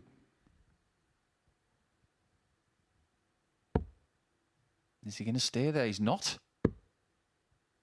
Well, 102. that's an interesting call. Luke Require 5. Didn't go for the treble 14, which was the bigger target. 1. Just so happens Andy that he does get Require 3 darts at a 40. double to break the throw. Littler's let this one slip. Game on the third leg, Andy We're Bolton. not far away from Christmas season. Go in your local supermarket and you get the Christmas decorations, and Fourth leg, Andy Littler's to getting in the Thoroughfares. festive spirit Game already on. after darting gifts. I wonder if he's going to do a Christmas-themed dart shirt like Brendan Dolan or 47. Peter Wright. Or Phil Taylor, of course. He did one once. I did see the facial reactions of Paul Nicholson, who panicking. The mere thought of 127. Christmas. No panic required. I've already seen Christmas decorations in the shop just down the road. We've only got 84 days now until the big day. 60. We've got less days between now and November the 4th. That is Champions Night. That could be Luke Littler's send-off. But having said that, 140. his send-off could be as little as 4 days away. It could be Friday. Just going to rattle off some of the names that have won the British Open in the past. You've got 140. some very recognisable names. But in spots like this, Matt, I think it's important to talk about the people who have won a title like that, who are not so well known, to remember the people who did win. Jack North 59. in 1976. Probably the biggest title of his career. Someone like Tony Brown in 1979. We sadly lost Tony very recently. 180. The late 80s. Brian Cairns won the British Open. 135. That was in the Require era of 74. unbelievable greatness of Jockey Wilson, Bob Anderson, Eric Bristow, John Lowe. I'm going to mention one more as well. 33. But let's see if Littler can Luke require equalise it 40. 2-2 first.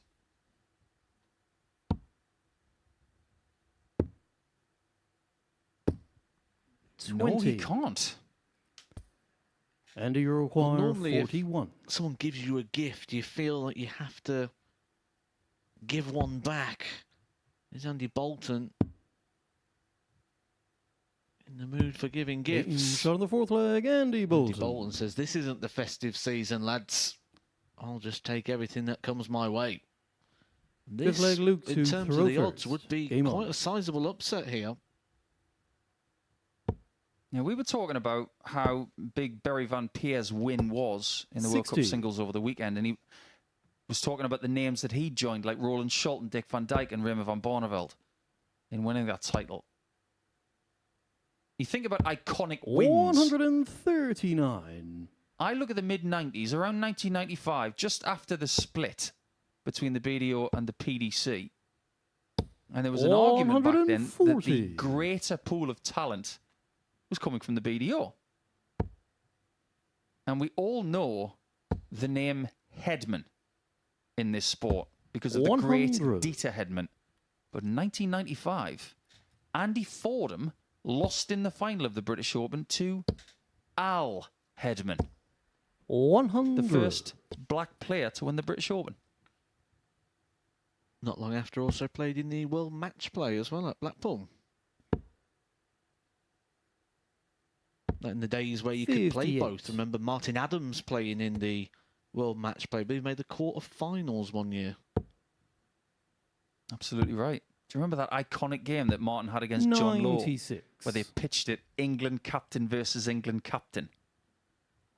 They were the games we lived for back then. That was astonishing. And got to tip my hat to John Lowe and the way he played against Adams. That was a sensational game. 140. Luke require 105. Two double tops. There's one. 85. That would have been so ironic, Andy considering require 64. how many darts of double he's missed in this game. In fact, it's now stretched to 10, and he might lose the match. Game. It's shot, been a and the much match, improved Andy Bolton. doubling display from Andy Bolton, who does get a little bit of redemption after losing to the Nuke on that stage quite recently in the last couple of months. But 94.81 the average and 57% on the doubles. That is a performance that Andy can cling to in the same way that Patrick can cling to what he did against Białecki in round number 2 in game 4.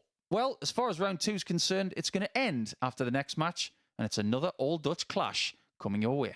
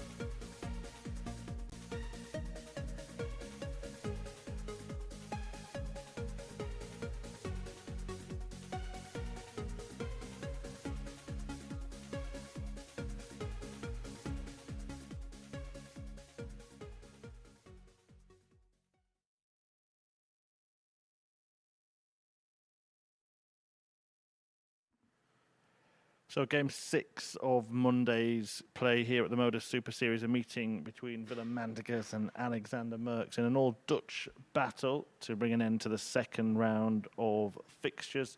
Merckx, of course, a winner here at the Super Series before. Mandigers looking to improve on the last visit to this venue, but has thrown some very decent darts over the course of the last year and could be a danger in the group, as I'm sure Paul Nicholson and Matthew Edgar will elaborate on. Yeah, I think what we've got here, Murph, are two players who could strike. But what we need is right now for someone to follow in the footsteps of Patrick van der Behard and Andy Bolton, who have lifted their performance level from round 1 to round 2.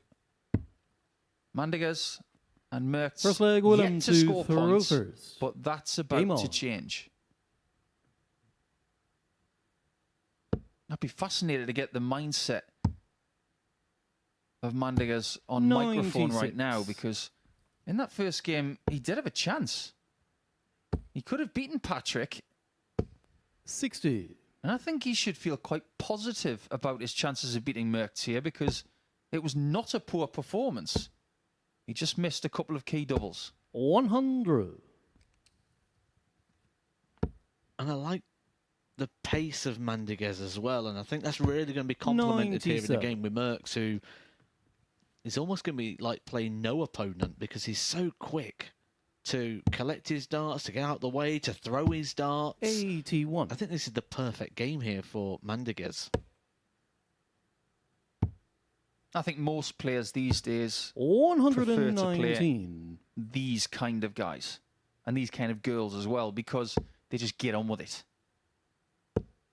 Less thinking time at the back of the stage. You can just 85. approach the hockey and just do your job.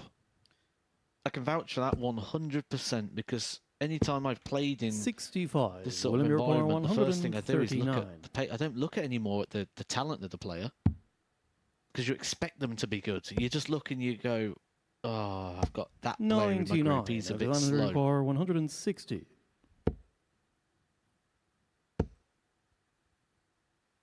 Who's been the slowest 60. player Willem here in Yorkmore, 2023? 40.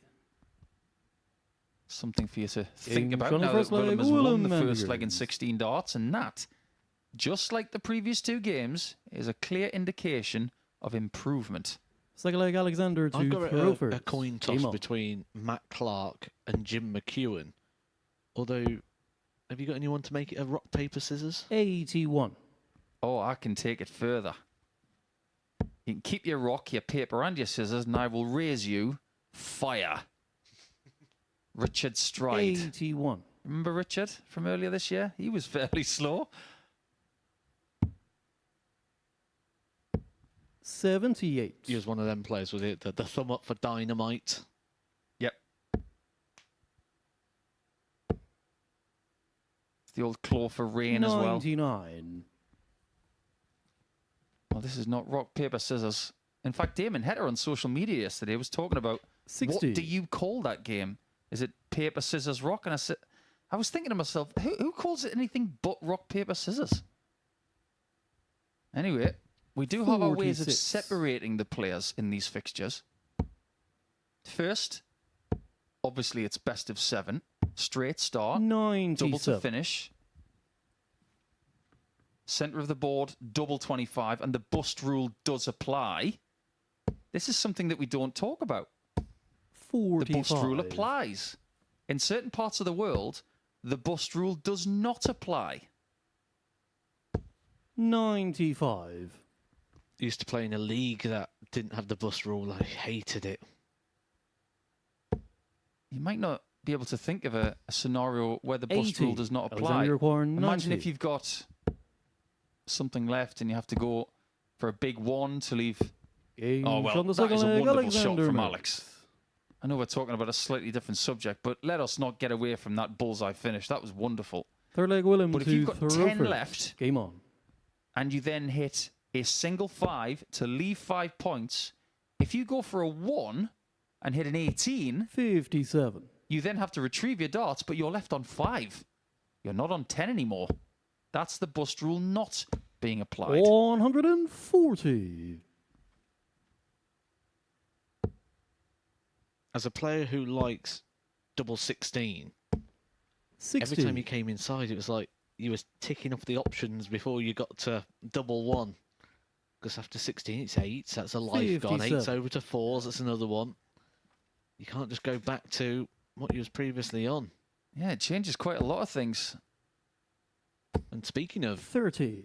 various formats, we do have the beginning of the World Grand Prix tonight as well, which opening night's normally one of my favourite ones to watch. 140. Yeah, me too.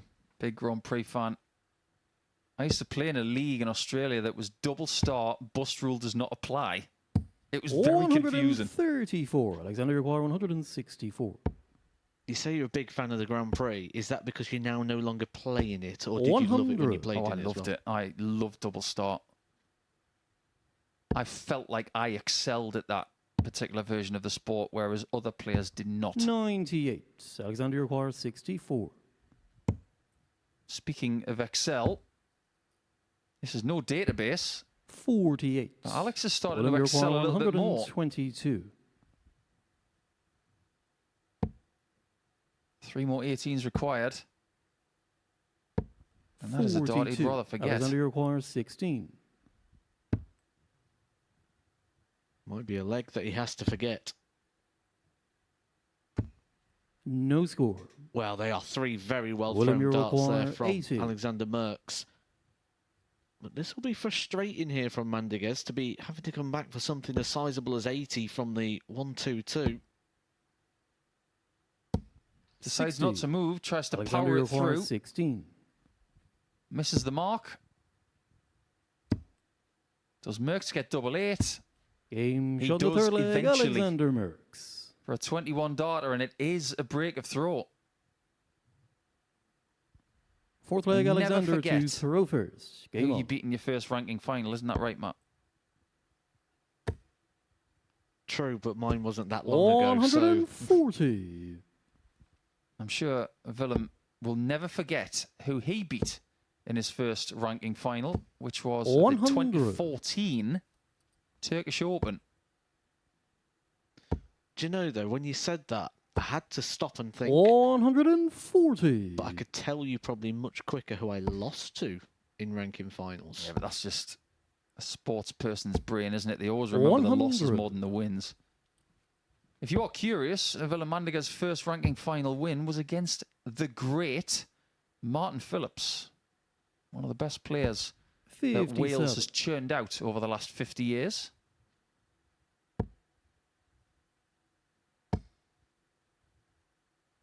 $60. Alexander Wonder if Aguirre, Martin is 164. Still a bin man, or whether he's decided to hang up his gloves.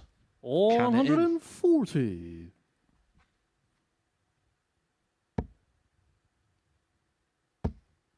Now look at this from Alex.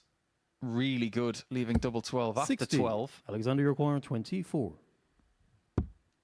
Game He's hit the shot the front, fourth leg, and Alexander now Merckx. he has a furlong between himself and Willem. It's not the Fifth kind of leg, Willem improvement to that we saw from Throw Patrick first. Game on. or Andy in round 2, but this is an improvement in the game. After eventually getting 58. that double 8, he's getting a bit hot. 100. 13 darter that was from Alexander Merckx to hold on to the throw. And 140. when you broke the throw and you're looking to confirm it, there's no more statement than a 13 darter. 45. Best leg of the day so far from memory. Yet to get a 4-visit leg, but that will change. What we're searching for this week is a 171. 3-visit leg. Almost got one last week with Chris Quantock, who missed double 12. 57. William Aguirre, 132. And this would be for a great 303 and 6. That was a lovely 171 from Willem. And this is the sort of week where you're going to get a 9 darter when the 94. players are so respectful of each other and each other's abilities that they'll almost forget about playing the game and the table. 99. And that's when the greatness William will just Aguirre, come 38. Double 14. Game shot of the fifth leg. Very, Willem very Mendigers. good. Trying to get himself back into this match. If he can do that again, he might Six-leg indeed Alexander take us to to leg throw 7. first.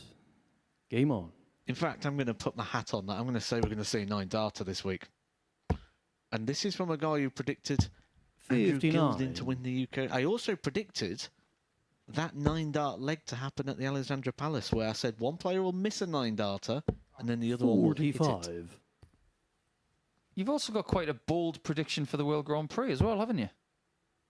I do, and it's one that 58. not many people are agreeing with me, but I think we could see a big upset. Luke Woodhouse to beat Dave Chisholm.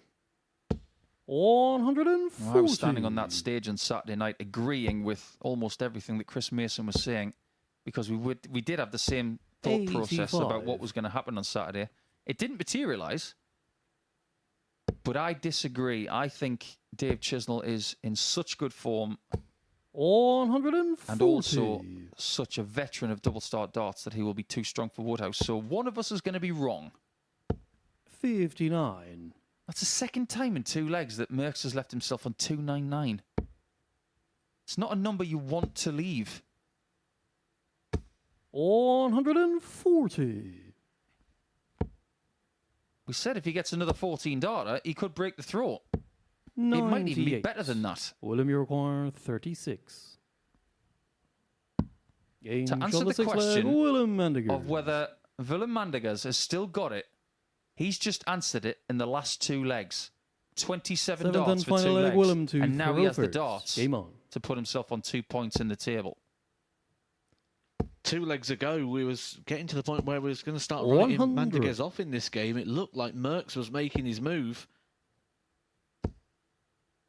But you don't win ranking titles 140. if you're not able to get yourself out of these positions. There's always a moment in a tournament 100. where you have to dig something out. Mandegers has also won ranking finals against 100. Jeffrey Sparidans, who is currently on the PDC Tour, and Gladiator Mark McGeaney. And he did that in a year where McGeaney was flying 60. towards the top of the rankings in the BDO. Guinea, runner-up at Lakeside and in the World Masters. 57. The 2 big tournaments on the WDF Tour.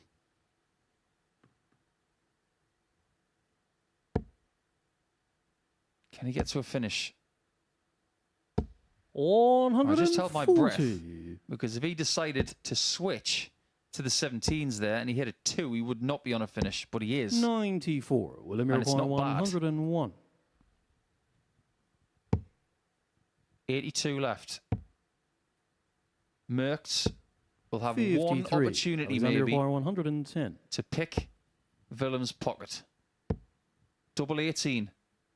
Game. Classic shot, and a Alexander match, Merckx, Alexander Merckx. who really does pick that one out of the thin air.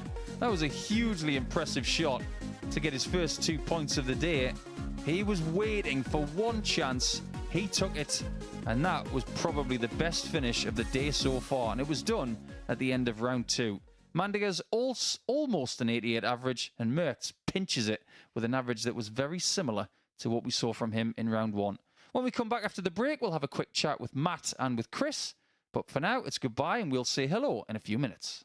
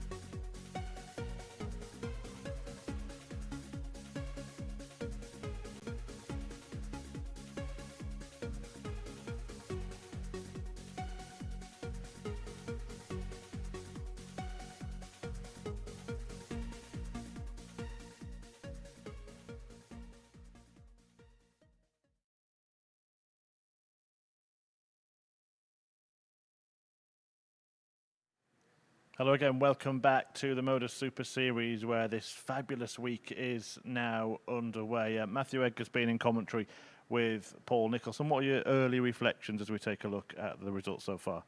I have no idea how this one's going to pan out, and I think before we started this, we said this is going to be a group and a week that could go either way, and I think that's what we're seeing here in these early fixtures. I think Patrick van den Bogaard has really stood out for me as somebody, because last time he was here he won his week and got through to Champions Week, and then was that a surprise package then? Absolutely. Him coming back here now, and he was a big outsider, which tells you the odds compilers wasn't sure which way this was going to go, but he's really hit the ground running. I've been mightily impressed with him so far today. Yeah, it really has. 2 out of 2 for him. Same for Andy Bolton as well. But let's talk about Luke Littler, all of the conversation about him before. And it started off pretty well, didn't it, for Luke? It did. He started off with an opening victory in his first match, a 4-1 victory over Alexander Merckx, but then he wasn't able to follow that up in the second game, despite the fact he played well. Averages suggest he played even better in his second game against Andy Bolton. He just ran into an inspired performance from Andy Bolton. But I think that's probably going to do him better than if he'd have won this game. All he knows down here is winning. And I think sometimes it's just handy just to have that little tap on the shoulder, just so you don't get too caught up in sort of your own sort of hype, so to speak. And sometimes losing can just reset a little bit for you. I think that's going to do him more good than harm. Particularly in this short format, any form of complacency really will be jumped on, won't it? Absolutely, and this is a group of players here that can jump on that. He's coming up next against Bielecki, and that's a player that's lost 2 games. He could go win his next 3 and we wouldn't be surprised. And that's this group completely in a nutshell. There's dangers round every corner, and I don't think the players can read too much into the form or to try and look at the table even as any sort of indication into sort of if they've got an easier game. Well, one player who's had a very good start is Patrick van den Bogaard. He's won both of his games so far, and he's sort of proving already that win last time here wasn't a flash in the pan. No, and I was on that week with Glenn Durrant. We spoke quite a lot about the action and the technique and how sort of reliable it seemed. And that's one of the things when you look at a technique, you see, can it break down under pressure? And we didn't think it would, and it didn't. And we loved that week. We saw him grow into it. He was outside making video calls every night after his Group B, sort of celebrating in the street at the possibility of qualifying. And then he comes back here, and I asked Paul Nicholson the question as well on commentary, is this going to be something that he comes back and feels he's got something to prove? We're getting a better version than the guy that won the week. And we spoke at the start about potential dangers. We're unearthing him again. Even though he was already unearthed, maybe we dismissed him because of the talent and what the other players have achieved in this group. But he can do it here. Yeah, it certainly can, and that's certainly evident in the table. Look, it's an early look at the table, just 2 games played apiece, but van den Bogaard is top. And Andy Bolton, who he has had his injury issues and stuff, but when he's good, he's really good, isn't he?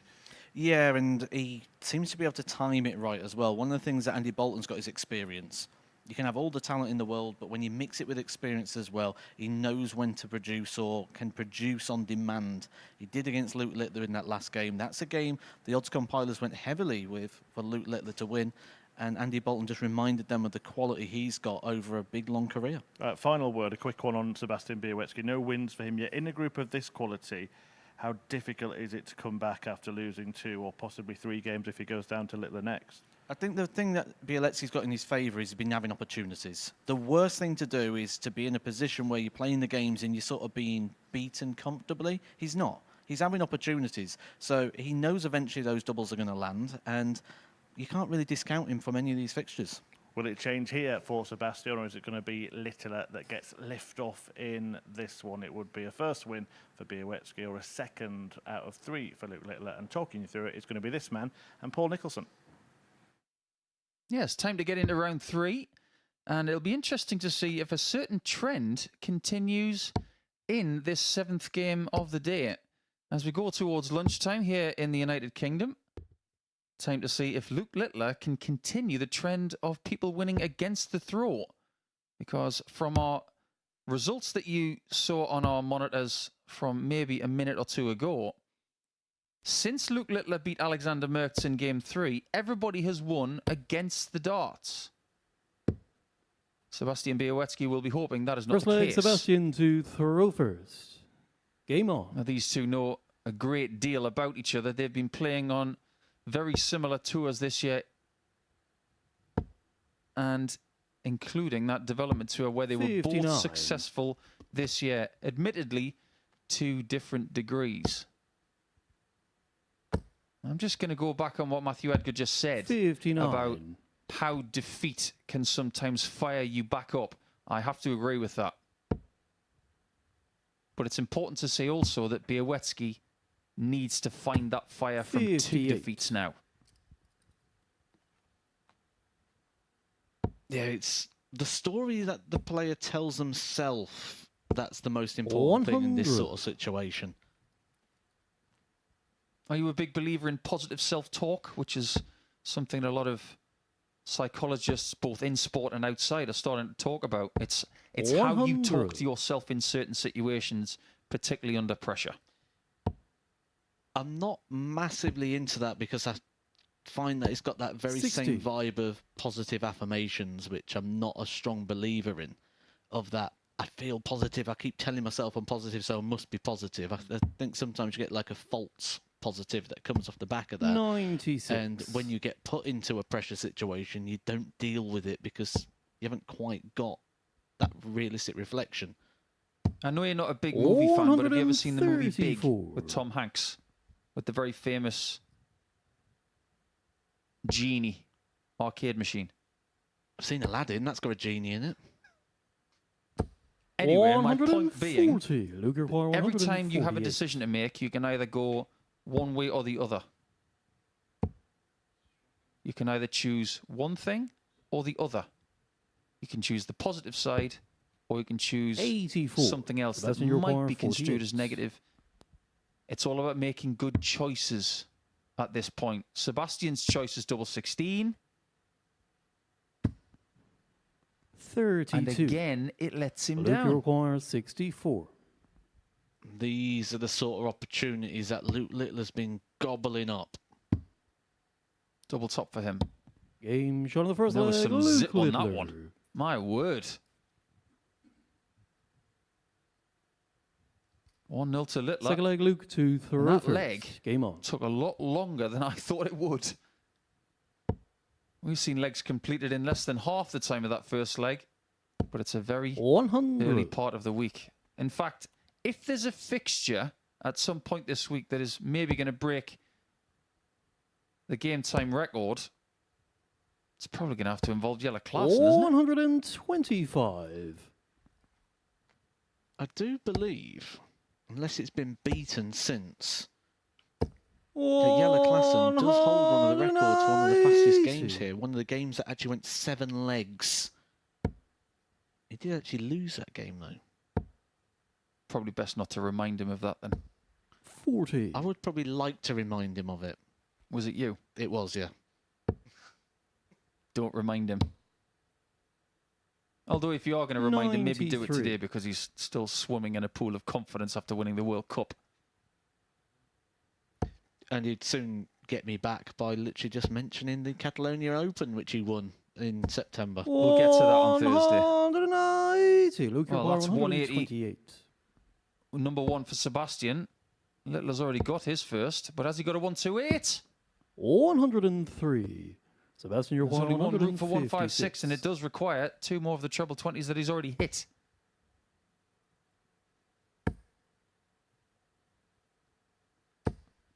$45. Luke Require 25. And which routes are you going to choose? 5 for double 10. Game shot on the second leg. Very Luke clean, Littler. 14 darts, and he's living in that zone, isn't he? You look at this performance, you look at what Third he's leg, done Sebastian previously. to throw first. Started Game with a on. 93 plus average against Alexander Merckx in defeat, almost 95 to Bolton. And already his daily average 96. is really, really good. He's playing well. But as far as Sebastian's concerned, 60. he improved by over 7 points from game 1 to game 2. In this one, he's still hovering in the same sort of zone as that second game. 100. He is going to need to improve in the first 9 if he's going to take this game away from Luke. What would you suggest would be a good sort of 125. par level achievement for Luke Littler at the World Championship? Because we know he's going to Alexandra Palace. We know he's going in as one of those qualifiers, so he's got to take on one of the top 32 Pro Tour players first. And if he wins that, he's 93. one of the world's top 32. Would sort of an achievement be for Luke to get through that block? I think, realistically, 60. if he was to win 2 games at Alexandra Palace, that's enough for headlines. I don't think he should look at Alexandra Palace with any pressure, because there's pressure on the Pro Tour guys, 58. whoever it is, to play him, because they've played on the Pro Tour for the last 12 months to get there. But we know there's going to be pressure on him because people expect stuff like that. Sebastian, you require 154. I think if he was to make round 3, then watch out. Column inches are a must.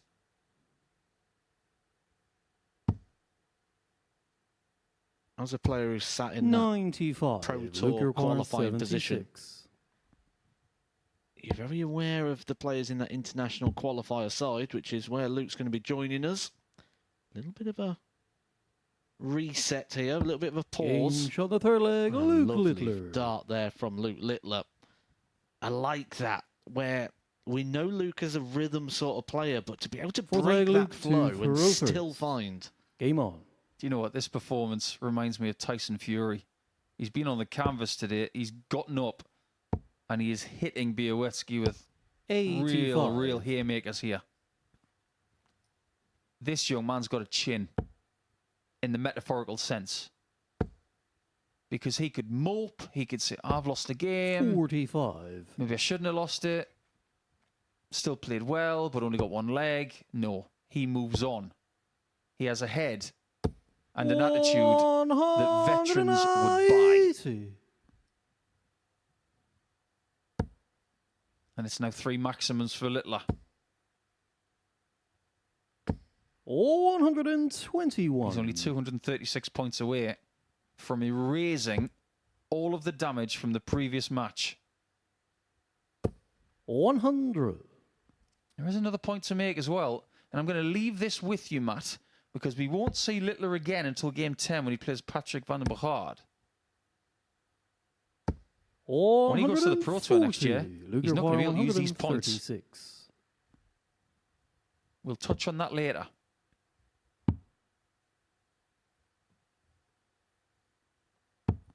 $58. Białowski right now is starting to feel like Tom Hiddleston in Thor Ragnarok. He's been falling for 20 minutes. 140. And he keeps falling. Luke This requires could well 78. be the 9th leg in a row he's lost. Double 6. Game Way shot. too And a good. match, The Luke performance of Littler. the day from Luke Littler. Average of almost 97. His doubles were really good as well at 4 hits from 6. Białowski lifted his level towards 93 and only got 2 darts at a double. You can see why Littler's the favourite for this group and the week, because he's just shown us a little bit closer to his A game. When we come back, we'll have our middle match of the day. It will be another All Dutch clash with Patrick and Alex.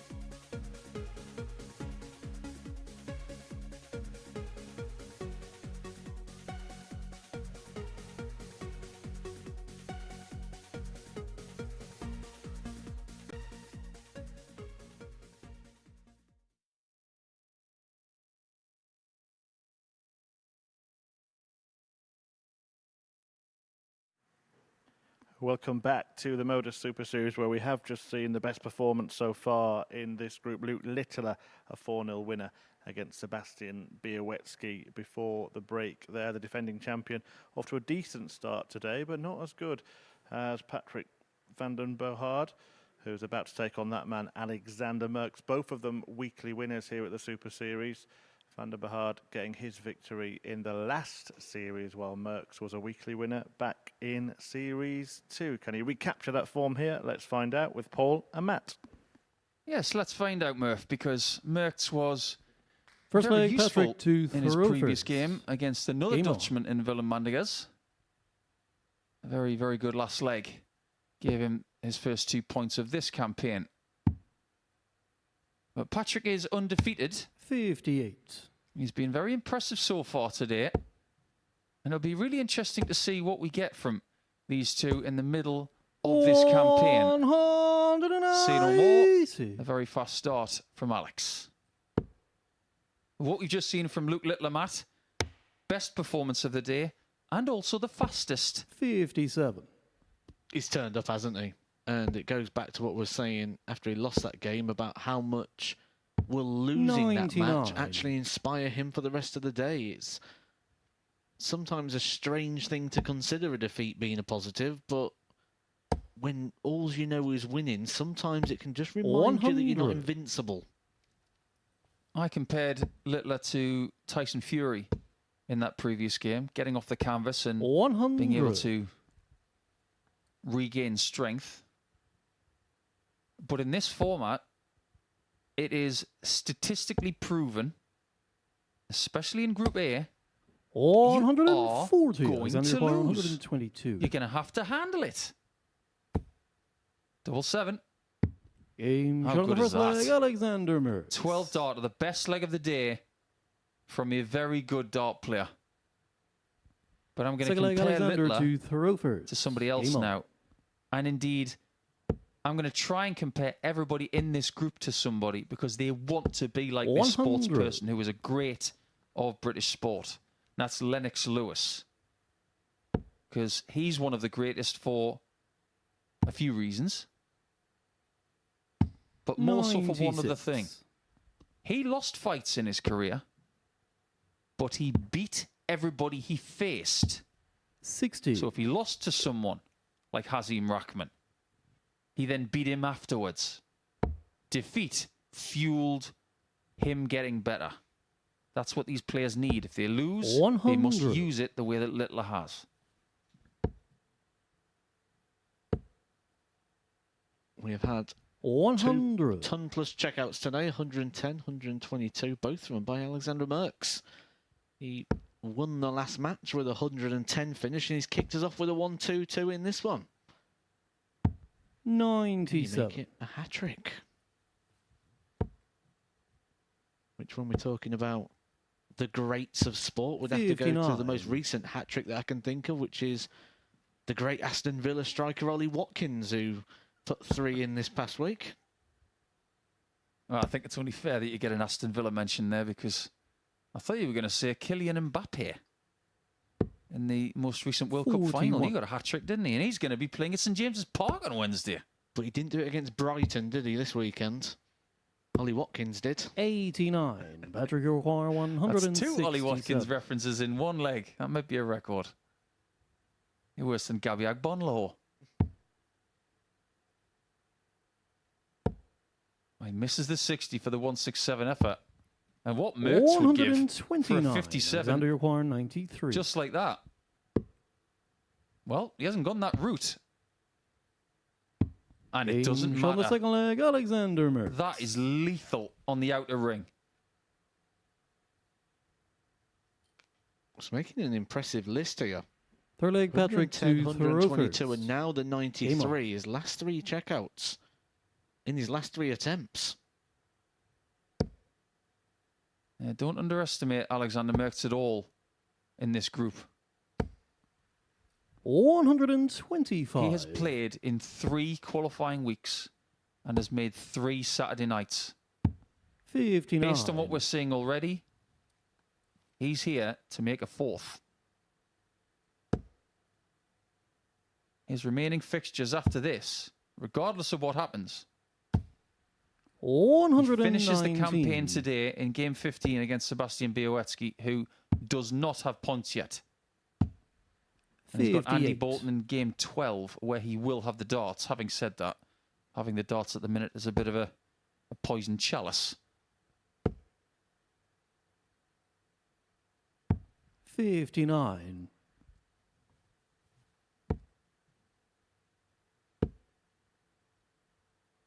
It's a decent 100. nickname, isn't it? He wasn't really going to have much else than Alexander the Great. But is it as good as Boogie? See, I'd like it to go a little bit more and be Boogie Bomb. 100. And then I'd like the colours of the disco ball. 97. It just goes to Patrick show how much of a Uruguayan, movie buff I am, 98. because every time I hear the word Boogie, I think of the Minions dancing to Boogie Fever, which would have to be his walk-on track, surely. That or Boogie Nights. 58.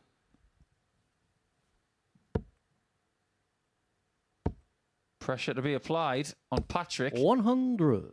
who was about Patrick to get his first Uruguayan, started double 40. in this game.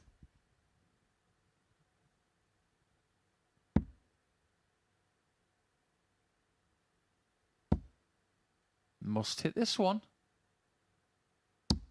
No score. He got very close. Alexander Uruguayan, 87.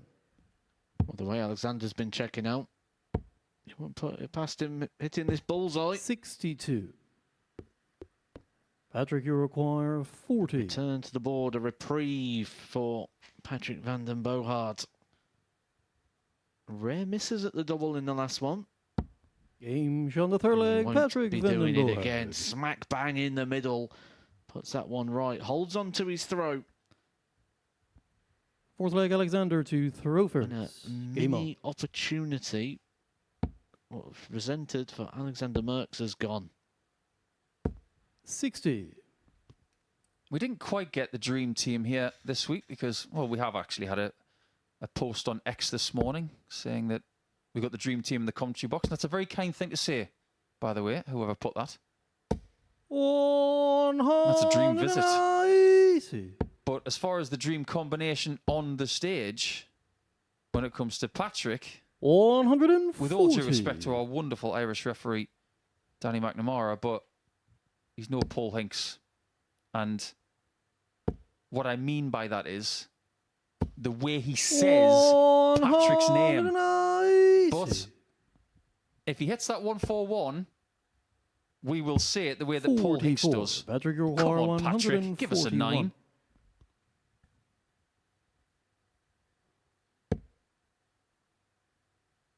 Good effort. Right on the top wire, and 60. did say that we're going to see a 9 this week. There's our teaser. As you're a movie fan, we'll call that the trailer. 133. Patrick Uruguayan, 81. He's got to hit this. Alexander's on 124, ready to pounce. Double 12. What a marker that is. 69. Just came out of his hand a bit Alexander Uruguayan, late. 124. Is he going to pounce on the bull? He's had 90. 2 shots at the bull in the Patrick last 2 legs. He Uruguayan, could have 12. got this game won 4-0. And they're the sort of shots that really hurt your opponent. Very measured approach to the oche this time. But this is a crucial moment in the game. Patrick throwing first in this. He had his throw broken. If he can find a way past this double 3, 6. which he can't, Alexander clatters into Uruguayan, the dart. 34. That would have put him back favourite to win this match. Game Great shot on the courage fourth and leg. conviction there. Alexander He Merckx. knew exactly what he wanted to do. Didn't even think about double 17, and it's 3-1 to Merckx, who takes full Fifth leg, advantage Patrick to of the throw opportunity he first. was given there. Game on.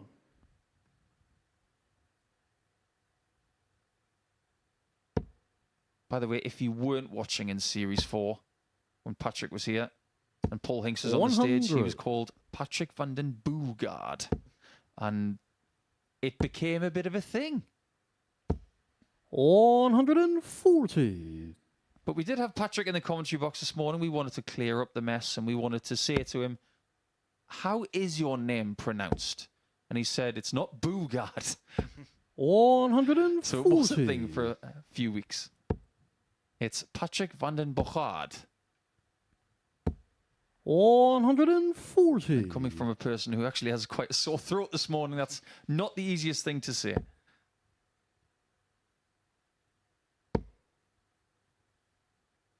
I 45. was never good at pronouncing the names. As a former teacher, I used to get the children to do the registers because of the issue with 90. the names. You got them to do the register. Yep. That's Delegation. That's very good outsourcing, by the way, Mr. Edgar. Just needed to get them to teach the class as well. And 119. Alexander, you require 131. He's not going to take the big out. That's an interesting call. But that 61. surely is Patrick, because he you wanted to require leave double 97. 16. Using the 25 and bull on that second dart. 94 left. That was possibly to save his 100% 81. record in Group A Alexander, here you on Monday. require 70. This is to join Patrick on Game a shot certain and the 4-point match. mark. Alexander That Murphy. really was a great doubling performance. And when you consider how good Luke Littler was in Game 7, averaging almost 97 and getting 67% on his doubles, look at what Alex has done now, because he was 67% on his doubles on that occasion. It wasn't quite the 97 average of Luke Littler, but it was still very good and his best performance of the day. This group is delivering. When we come back, it will be the end of round 3. It's Bolton and Mandigas.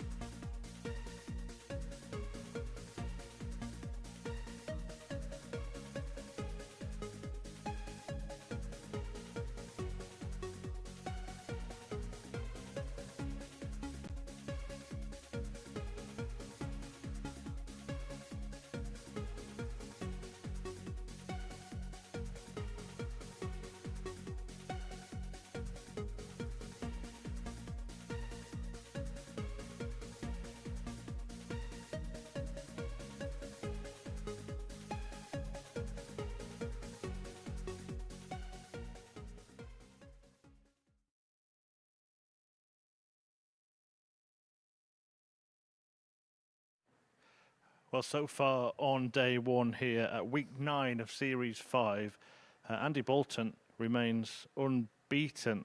The only player not to have lost a game yet. That man there, the X Factor, winning 2 from 2, including a victory over the group favourite and defending champion at the Super Series, Luke Littler. As for his opponent, Willem Mandic as well, he hasn't got a victory yet, but both of his defeats have come in last leg deciders. Can his fortune turn here, or will it be more glory for the man nicknamed the X Factor? We'll find out with Paul Nicholson and Matthew Edgar. Let's see how this one turns out then. Mandigas, who has been very, very close to getting a first victory in his first 2 matches. He's lost them both by 4 legs to 3. But if you'd said to me, around halfway through that first game of the day with Białecki and Bolton, that in game 9, it will be Bolton that would remain the only undefeated player coming into game 9, I'm not sure I would have believed you based on what we saw on the outer ring in the first game, Matt. And based on how sort of fidgety he was and how unsettled he was throughout that match. He was a lot more assured in the second game, wasn't he? Beating Luke Littler by 4 legs to 1. 132. Average of 94.81 as well. And one thing we have seen in rounds 2 and 3... Well, it's improvement, isn't it? We've seen more 180s. We've seen more big finishes. We've seen a lot more accuracy. 137. In game 1, I was reading both sides of the screen. You look at the left side where the darts are landing, it wasn't working for him. You look on the right side to see what sort of body language you're getting. It wasn't working, but he's certainly finding things that are working for him right now. 100. 12 darts thrown, he's left himself double 16. That wasn't happening earlier.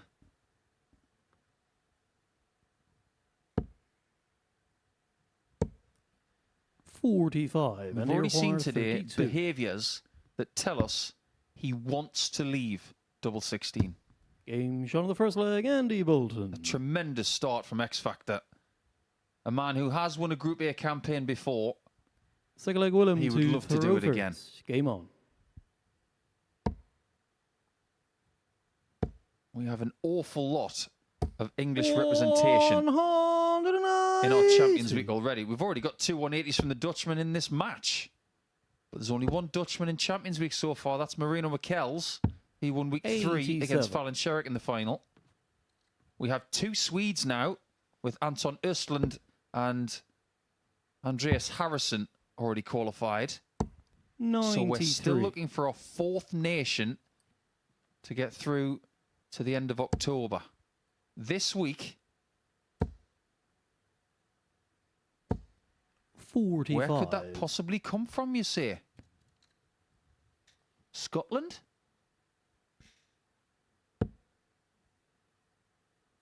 Poland? 94. You've already got people from England and the Netherlands. We don't have any Swedes. But the rest of the week, 44. English William and Dutch. 134. So it's only Białecki and Bolton who could change those statistics for the countries represented in Champions Week. 52. Good response here from Willem.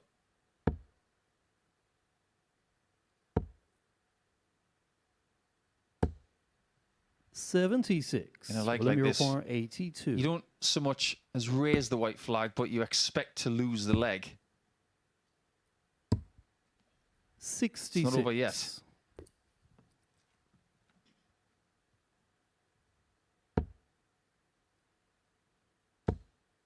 This visit looks a little bit relaxed, doesn't it? 140. It's one of trying to get ready for leg 3. It's one of those where you almost feel you're just throwing darts away and then you turn around, your opponent's missed 2 and you start getting your hopes up. Game shot on the second leg, Willem Mandigers. That's just that sort of emotional roller coaster that you can go on in third leg, Andy legs and in throw games. First. Game on. I think he might have been a builder in his previous... Don't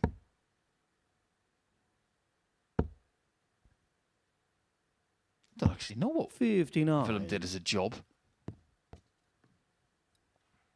Been some very famous dart players who have had famous jobs, of course.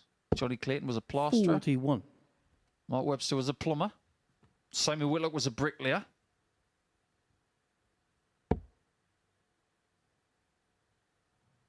Darren Webster has always been a builder.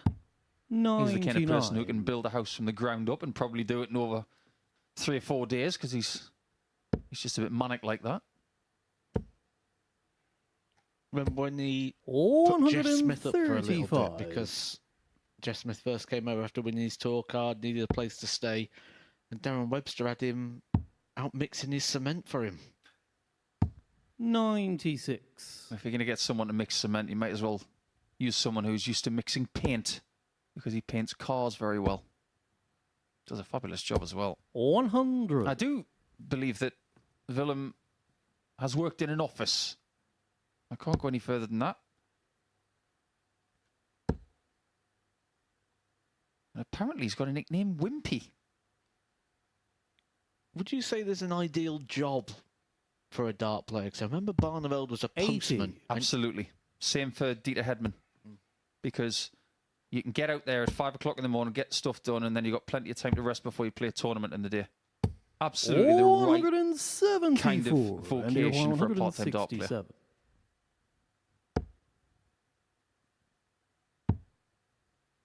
He's not just got 2 maximums in this game now, he's got a 174. 131. Willem, you require 51. Mandigas is making a real fist of this. That is a really good leg. Willem Mandigas. 14 dart break. Willem has still got quality, Fourth leg Willem to throw. but he's shown quality already today without getting points. That's what must change. 40.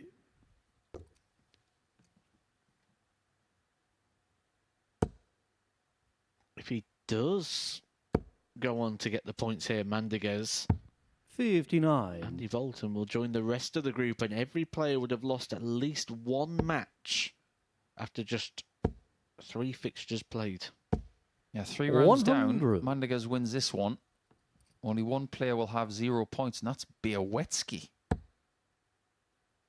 But this just really feeds into what we were saying at the start about we expect this to be a low points tally 55. for the group winner.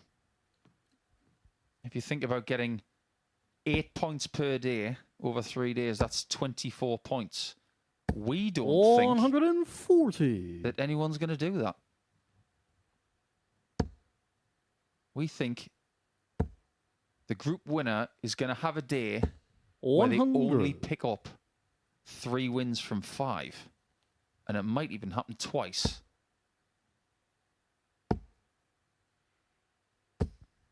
It's quite an unusual grip that Willem's got, isn't it? It's very thumb-centric. It's almost as if the barrel and the stem are lined up against the interior of the thumb line. You don't see many 45. players throwing like that. Willem, you require 121. It can be effective, though.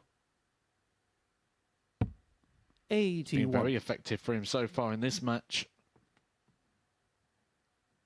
When he comes back, he'll have 3 darts at tops to confirm that breaker throw that he got. 140. Willem, you require 40. The 3-1. Game shot on the fourth This, leg. all of a Willem sudden, Mandigas. is turning into one of the performances of his career at the Super Series.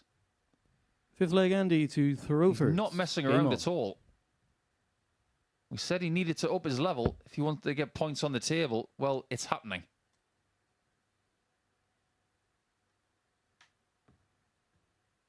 I had a bit of a joke with Willem a few seasons ago, actually. It was at the 2019 World Championship 96. at Lakeside. He made the quarterfinals on that occasion, losing out to Mikhail Unterbuchner in 9 sets.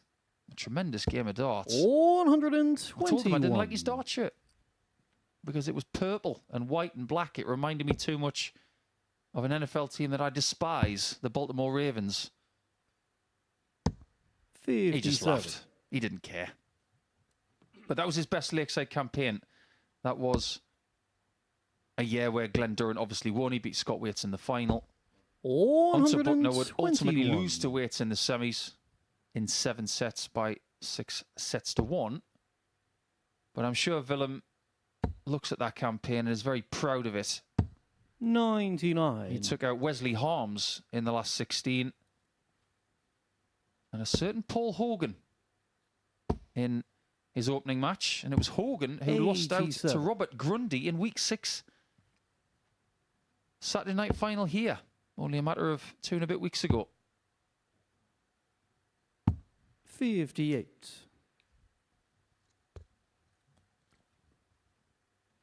Bolton is in big trouble here. Mandiguez will have 6 darts from 172, but this time he's throwing for the match. 100. A big last dart there, finding the treble 20. Gives him opportunity. He should be giving at least a dart at a double from this point. Did you notice that when that dart hit the 60, it actually nudged the other dart out of the way? 159.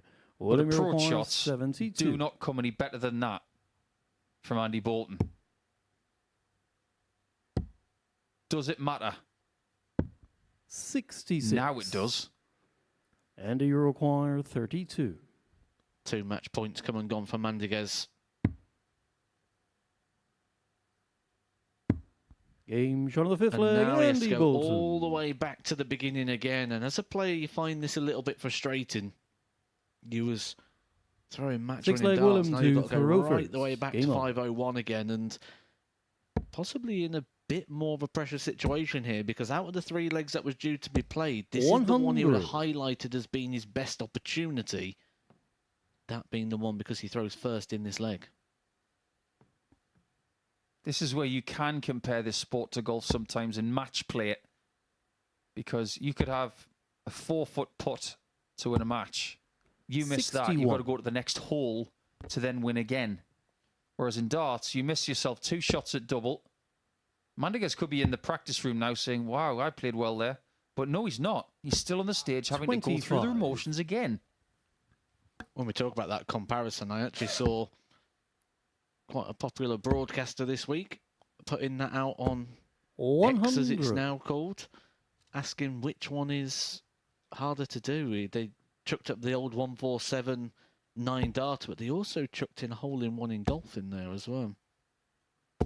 100. Didn't somebody put something else in there as well? They did. They put 100 in cricket, but I kind of ignored that one because it's not. It's influenced 59. By other people. Yeah, 147 can take as little as 6 minutes. A 9-darter can take a minute. A century of cricket can take hours. 134. I thought the golf hole-in-one one was a little bit hit and miss because it all depends. Because if you get it in the clown's mouth, it kind of does it all for you. It's if you miss the clown that you've got. It's a bit trickier. I wondered where you were going with that. But a hole-in-one 142. could be done by accident. It has been done. That's why it's not hole-in-one. Depending 52. On how you think about it. 9-darter, 147. It's between those two. But me personally, I don't really care. 54. I like them both. William, love to see 147s. Love to see 9-darters. Love to see match-winning shots. That's 80 left. That was a bold call to go bull first there. With that in mind, you expect him to go double-double, and I'm not 50. Even sure if he did. It was Andy require caught between 2 minds there, smack bang in the middle of them, but Andy Bolton is one of them shots where treble 18 would still have required another treble. And more 63. Opportunities here for Mandiguez to win this match. You require 40. If Mandiguez was gambling on hitting 2 singles to leave double top, has the gamble paid off? Game shot. It has. And the match, Willem Mandiguez. That's a really good victory for Willem Mandiguez because now he's got 2 points in the table. He joins the party of people who have got a win today. It's only Białecki who has not got a victory. But that is a really good performance from Willem. He was in charge of that game for most of the time, and he gets himself over the line before things get squeaky in a possible 7th leg once again. When we come back, it will be Littler with his 4th game of the day up against Patrick van der Merhard.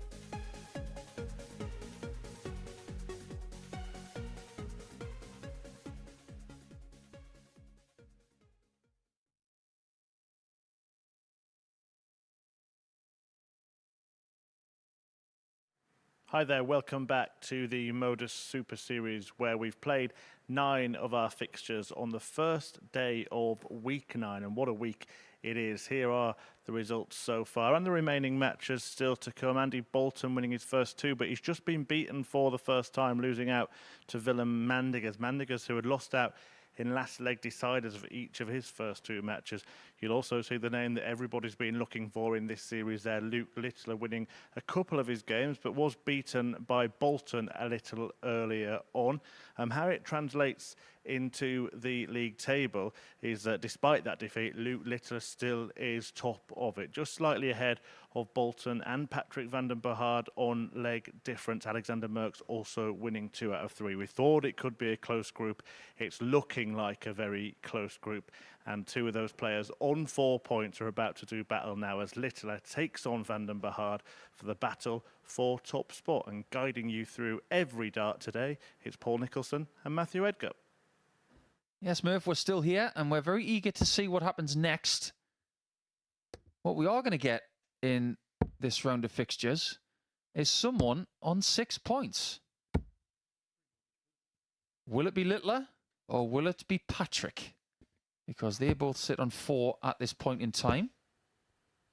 Slightly different days. Patrick winning his first 2 games, then losing his 3rd. Littler losing in the middle of 2 very impressive individual wins. First leg, Luke to throw first. Game on. But I'm going to start with a slightly different question because we've got plenty of time to talk over the next few days, Matt. What a start from Littler. 180. Has he got the funkiest trainers in darts?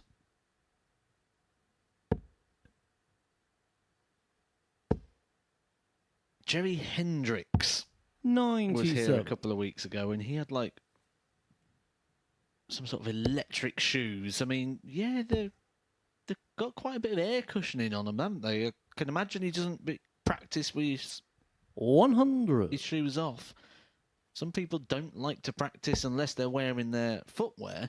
But when you look at the sole that is on those, I can imagine that is quite a difference 66. if he practices with the old shoes and socks off. Yeah, that's a good inch climb, isn't it? The footwear that you have is very important. 140. And I'm a big believer that if you are practicing, inverted commas, that means there is a purpose to what you're doing. That you should practice in the shoes that you play in. 58. Luke require 81. What a great start this is from Littler. Great purpose about this leg. Game shot And of a the 12 first leg, darter. Luke Littler. I'm going to speculate here.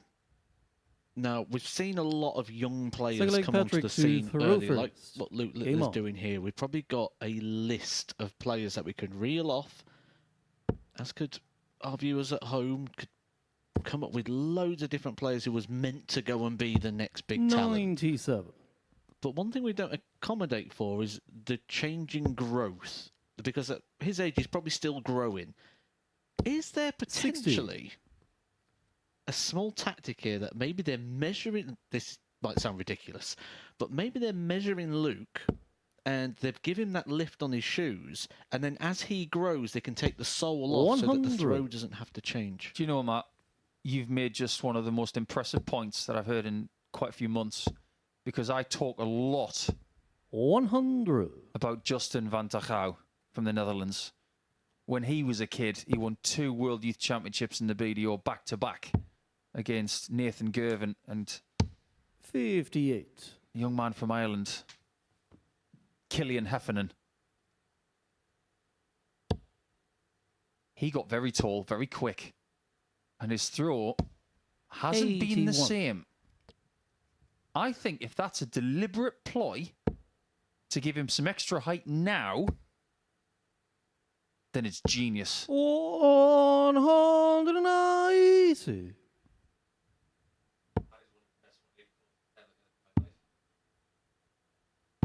I really 56. hope that this isn't just Patrick Gilmore, speculation and this is 66. true. Absolute genius if it's true.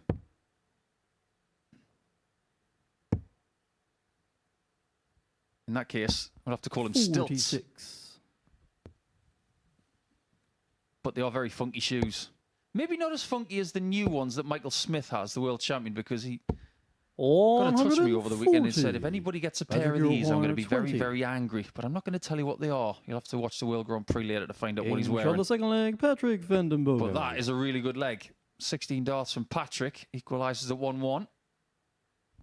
Third leg, I do Luke get the to impression that if this Thoreau wasn't the ploy, Game as soon on. as Luke gets home, the parents will be measuring him up against the door frame, and every time he grows a little bit, right, take that off the shoes, keep the throw the same. Well, there you go. It's an idea, isn't it, on how to manage growth as a young player. 122. Think about young gymnasts in the 70s, 80s, and even up to the modern day, how young they are when they're doing parallel bars and vault and floor. 60.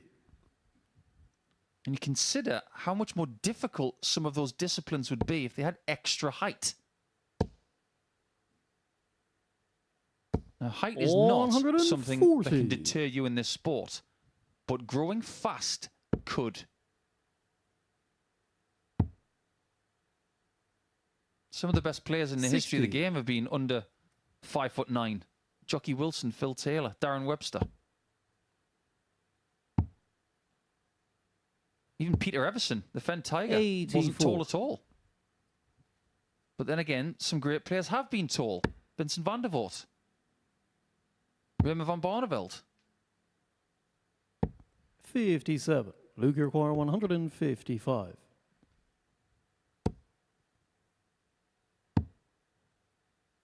Double 19. Game shot in the third leg, Luke Oh. Littler. sometimes words just defy what he can do. Another Full 12 Patrick darter. to throw first. And every Game now on. and again, when he plays on this hockey, he just goes ballistic. I applaud the fact that Patrick is only 2-1 behind, because the difference in the 95. average between now for Littler and Patrick is 30 points. 49. But I'm going to go back to a question I asked you a little bit earlier, Matt. And this is something he's going to have to address in the next 3 months.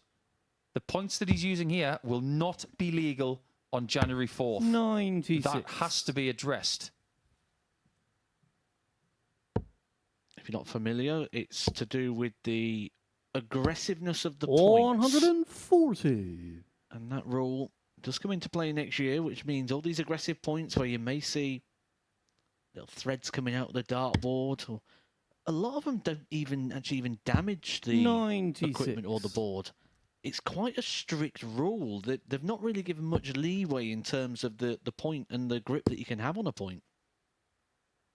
It is going to be, 145. if there's any sort of quibble as to whether a point is legal or not, it will be up to the discretion of the tournament director.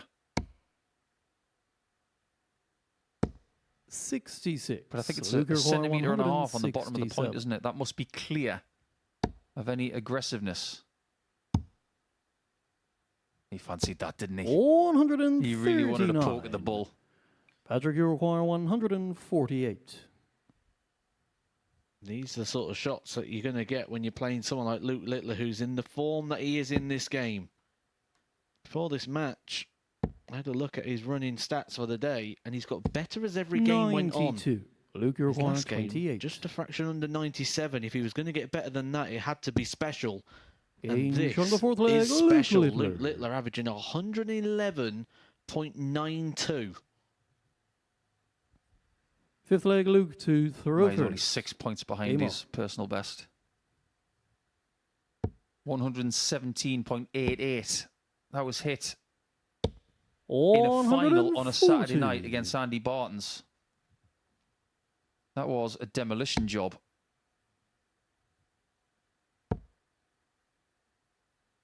When he was in Champions League the last time, his best average was 113. When he's in the zone, his bubble is impenetrable. 100. And his feel as well. Even on that third dart there, it didn't look like it was in rhythm. He still found a way to feel enough of the shot to get it where he wanted it. 100. And it's not about what Patrick does right now. He's averaging 90. But now he does get 6 darts from 181 to stay in the match. 81. I love this standard that Luke Littler expects of himself. He's averaging 111, and he was disgusted at the fact he hit a single one. 96. And what can he leave from here? We know that Patrick is going to have to take that 85. 115. Patrick, My you word, are that's 85. clever.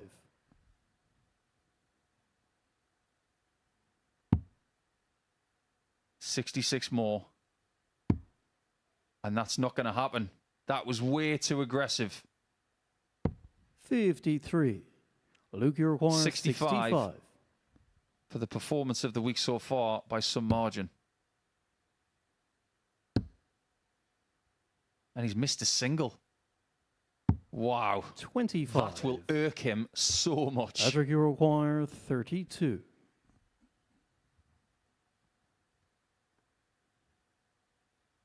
He's human. And the fact that he's mortal means he has got weaknesses. No score. But you've got to expose them. Luke, you require 40.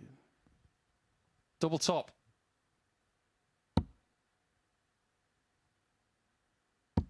Game. That shot, is and more the than match, good enough. Luke Littler. It's a 17 darter to finish things off, but the performance of the day averages over 106. And yet again, we see somebody get 67% on their doubles. The nuke, very, very explosive there. Only needed 180 to get stats like that, but that 155 checkout, the best of the week so far. That was an exceptional highlight. And it breaks a little bit of a streak as well, because that's the first game in 8 that has been won with the darts. When we come back, we'll see if Villamandegas can get his second win of the day, whereas Sebastian is looking for his first.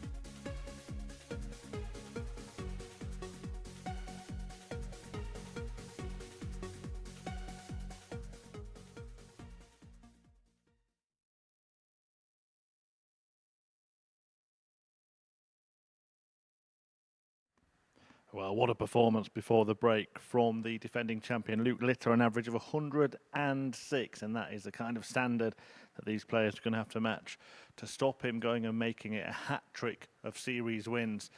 This week, players out to stop him include Sebastian Białecki, the man in your picture right now, but he's not had a good start to Group A. 3 matches, 3 defeats. Villamandegas seemed to be going that way before he got a victory in his last match against Andy Bolton. So having beaten Bolton, can he beat the Bolt? Let's find out in the company of Paul Nicholson and Matthew Edgar. And judging by the amount of B's that you've just B'd us with, Mr. Murphy, you must have got a lot of B's in your exams. But you're a lot cleverer than we are, so you probably got a lot of A's.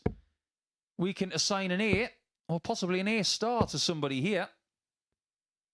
Whoever wins this one will feel very good indeed. And if Mandegas was to beat Białecki, it would mean there would be a bit of a chasm between the pole and the rest of the field. First leg, Willem to throw first. Game on. Mandegas now with a chance to go to 4 points alongside Merckx, Van den Bogaard and Bolton. Littler's now got to 6 points. 93. So this is a chance for Białecki to just join the party and make round 5 and Tuesday a bit more workable. 140. The worst thing to do is be going into day 2 feeling like you've not got an opportunity. 85. It just drags. It just makes every game just feel like a chore, like effort. And he's not someone who's won a Group A campaign before Białecki. He's been a person in the 59. past. When he's got through to Saturday night on 3 occasions, he's done it via 2 groups. But predominantly that's been via Group B.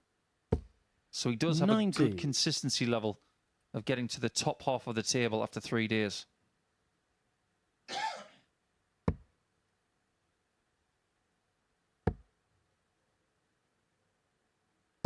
$98. But if you're right, if he does walk away from today with very few or indeed no points. Group C has his name written all over it already. 180. Mandiguez finding his 4th 180 of the day. 140. Bieletsky only on Will you 2. require It's 53? been the doubles that have been the problem for Bieletsky. Will he get a shot here? He's going to need to see Mandiguez miss first. He's to get an opportunity at the 64. 43. And he will. Sebastian, you require 64. Bieletsky, 3 from 14. No from 4 and none from 2. He's opening 3 fixtures on the doubles. 44. Very close. Willem, you require 10.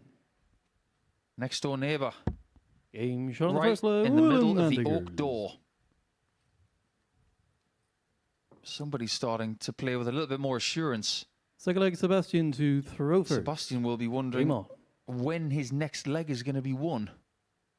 He has not won a leg since he played in the very first game of the day. 85. We're getting close to record territory here, aren't we, with Bieletsky in terms of the amount of legs lost in a row? 84. Which is something I didn't think we'd be discussing about 3 hours ago. Yeah, he got 3 legs against Andy Bolton in game 1. Then he's lost 4-0 to Patrick 93. when he had the darts. And he lost 4-0 to Littler when he had the darts in that one as well. He's got this game and he's got Merckx in game 15. And if you look back on the way that Alexander has finished campaigns in groups before, that is not a good thing for Sebastian. 100.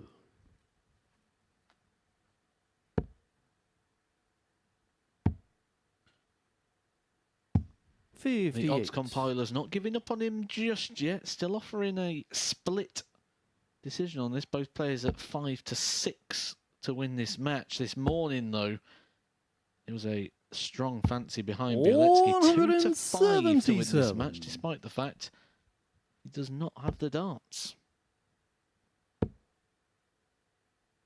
We've seen that trend 55. completely So that's smashed your in that 46. previous win for Littler. 7 consecutive games were won against the darts until that previous shot that we saw from Littler to get that 106 average. 14. Willem, This is the biggest shot of the lot 170. to end a leg.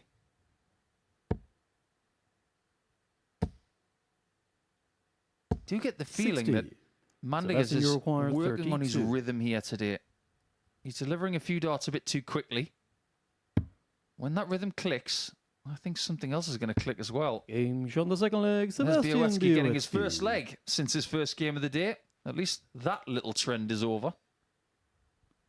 Third leg, Willem to throw first. Game on.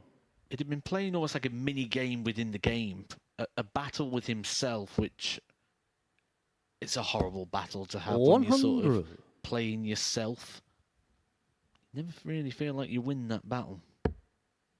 How did Motorhead put it? It's all about the game and how you play it. 140. I knew you would get that.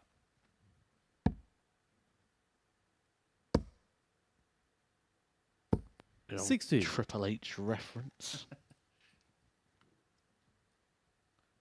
Which actually makes me think, wait till you see Scott Walters next playing in the Super Series. You're going to love that shirt. Has he got a new one? Oh, it's a very nice shirt. But is it a top tier 60. shirt? Oh, this is a shirt off the top table for sure. Is this a yellow and red Edgar Mania type shirt? 91. I don't know if it is that sort of elite level of shirt. I don't know, by the end of the year we might even 96. see at the Super Sebastian Series, Bieletsky, fingers crossed, 130. a certain Stowe Bunce of the United States. He wears some fairly colourful outfits. 82. Last week we saw Alex Spellman from the United States, and we are reaching across the pond as much as we can to bring some of North America's finest here. 58. Been a big year for Leonard Sebastian Gates. Uruguay, 48. He still hasn't won a week here. Neither has Białecki. Game But he shot with third has leg, Sebastian started to get the Białecki. knack with that bottom left corner, which was robbing him earlier. It's starting to show fruit. Fourth leg, Sebastian to throw first. Game on.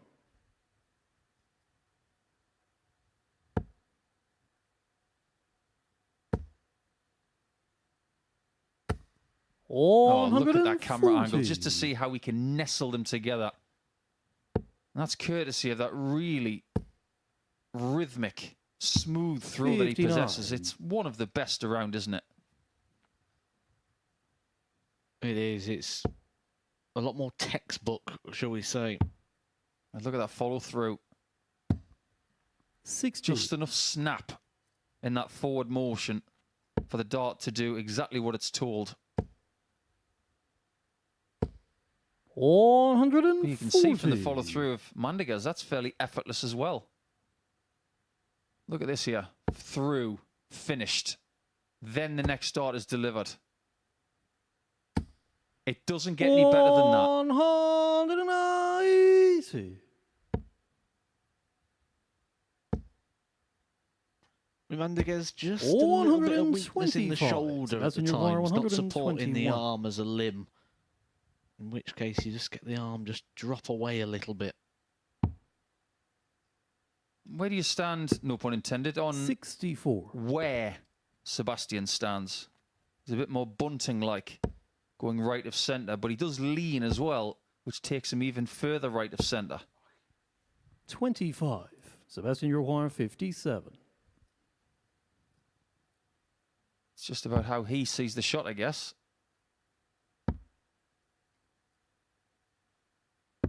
Game And shot on the that fourth is how leg, he sees Sebastian it. Białecki. 15 darter gives him a 3-1 lead, and this is much more like it. Fifth leg, Willem to throw first. Game on.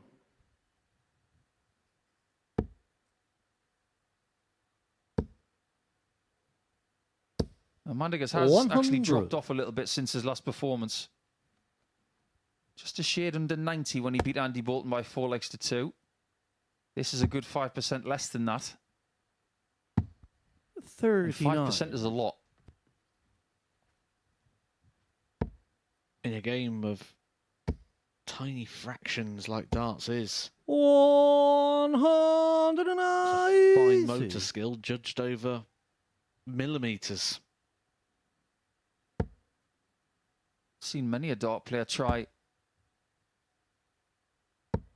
different sports, 55. different tasks that could be construed as very similar to this.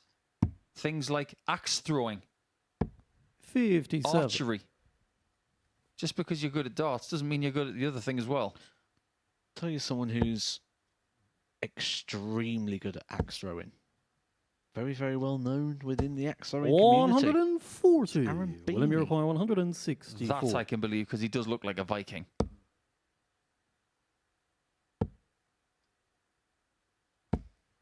$81. How is Aaron? He's doing okay. He's had his shoulder surgery now. Too much axe throwing? From someone we nickname Mr. Glass. 85. Willem Uruguay, He's 83. had some interesting career choices. Doesn't get the treble 10, but does set it up. 43. Predominantly today, Mandigas has been fairly reliable on the outer ring when he's been in these kind of spots. 40. Willem Uruguay, 40. He's not really put under pressure here. Game He shot on the does fifth get the leg, job Willem done. Mandigas. He's been useful. 3 from 11 in defeat to Patrick. 3 from 4 against Merckx in defeat Six there. leg, Sebastian to throw first. 4 from Game 12 on. against Andy Bolton. I think it's fair to say that his double statistics today are very, very workable, very acceptable. 39. Something happened there that I've always found really interesting. It's to do with the referee's call. If someone hits something, they can never say it the same way when it's required. So 45. if a player goes when it's 60 and the other player requires 60, they always say the second 60 in a weird way. Oh, it's the old... I think Bruce Spendley did it. Great referee from Hartlepool. 180. So if someone scores 139, it's score 139. Willem, you require 96. 139. It's a change of tone. It's almost like an awkward, like clunky sort of change, isn't it? 140. Did you ever play with Bruce as your referee? I didn't. Oh, stuff of dreams. That first 180 call 57. when he So was that's in your referee. 142. Unbelievable. Shivers down your spine. Was he the... Yes. That was Freddie Williams. I never ever had a 102. game with Freddie as a ref. But I did get to meet him once at Alexandra Palace. What a fine, fine gentleman. Sadly, they're no longer with us. 171. And So that's in Mandigas your require might not be 40. with us much longer in this match. Game. Because shot, Białowieski and a match, gets on the Sebastian board. Białowieski. First points of the day. He doesn't give a lot away emotion-wise, does Bolt, but he will be feeling much better now that he's got himself off 0 and on 2 points, funnily enough, with Mandigas now. A good performance as well. 94.8 is best average of the day and 40% on doubles. It was a lot tidier than it was a little bit earlier on. When we come back, we'll close out round number 4 with Andy Bolton up against Alexander the Great.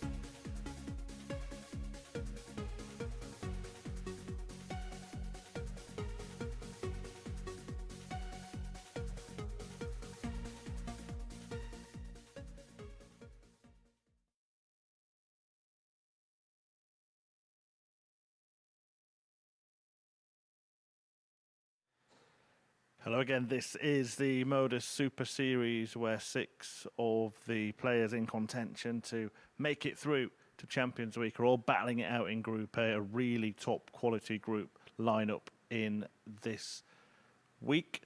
And 2 of them are about to do battle now to see who will join Luke Littler at the top of the table towards the end of the first day of play. Andy Bolton and Alexander Merckx have both won 2 of their 3 matches.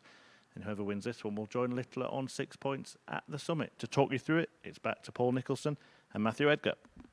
Thanks, Murph. Yes, I think today's been very interesting because we go into game number 12 now. And First leg, nobody's out of Alexander it. to throw first. And that will be the Game case at the conclusion of this match as well. Now that Białowieski has got himself on the board, He's only 2 wins behind the 44. person who wins this game. And that is very manageable. As long as that gap is no more than 4 points at this time tomorrow, 96. whoever is at the bottom towards the person at the top, it would mean that all 6 players would still be in contention. 140. I've got a feeling that when we get to about lap 13, we'll probably still be trying to work out who's in and who's out. It's going to be one of those that comes down to the wire. 99. The only way I see anything but is if someone puts 3 or 4 games 60. together where they're around about the 100 average, which is so far only been broken once in this group. That was Luke Littler. He did that in his last game when he won 4-1 against Patrick van den Boogaard. 106.13. Yeah, we have seen a lot of very good displays, though. A lot of mid-90 stuff, 100. which can do a lot of And damage. you require 167.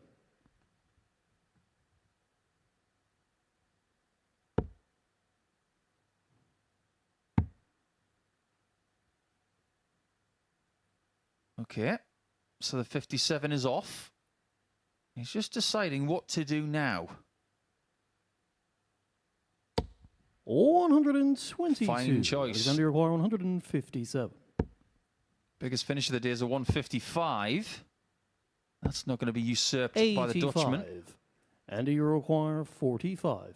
I've put a great deal of money on the fact that a single 13 is going to be hit here. Well, there goes that money. 29. Alexander, Just you goes to require show you can get 72. ahead of yourself as a commentator and a player. And you 40. won't be able to afford your new Michael Smith And shoes you anymore. require I am 16. not going to be buying the same shoes as Michael Smith. For 2 reasons. 1, I can't afford them.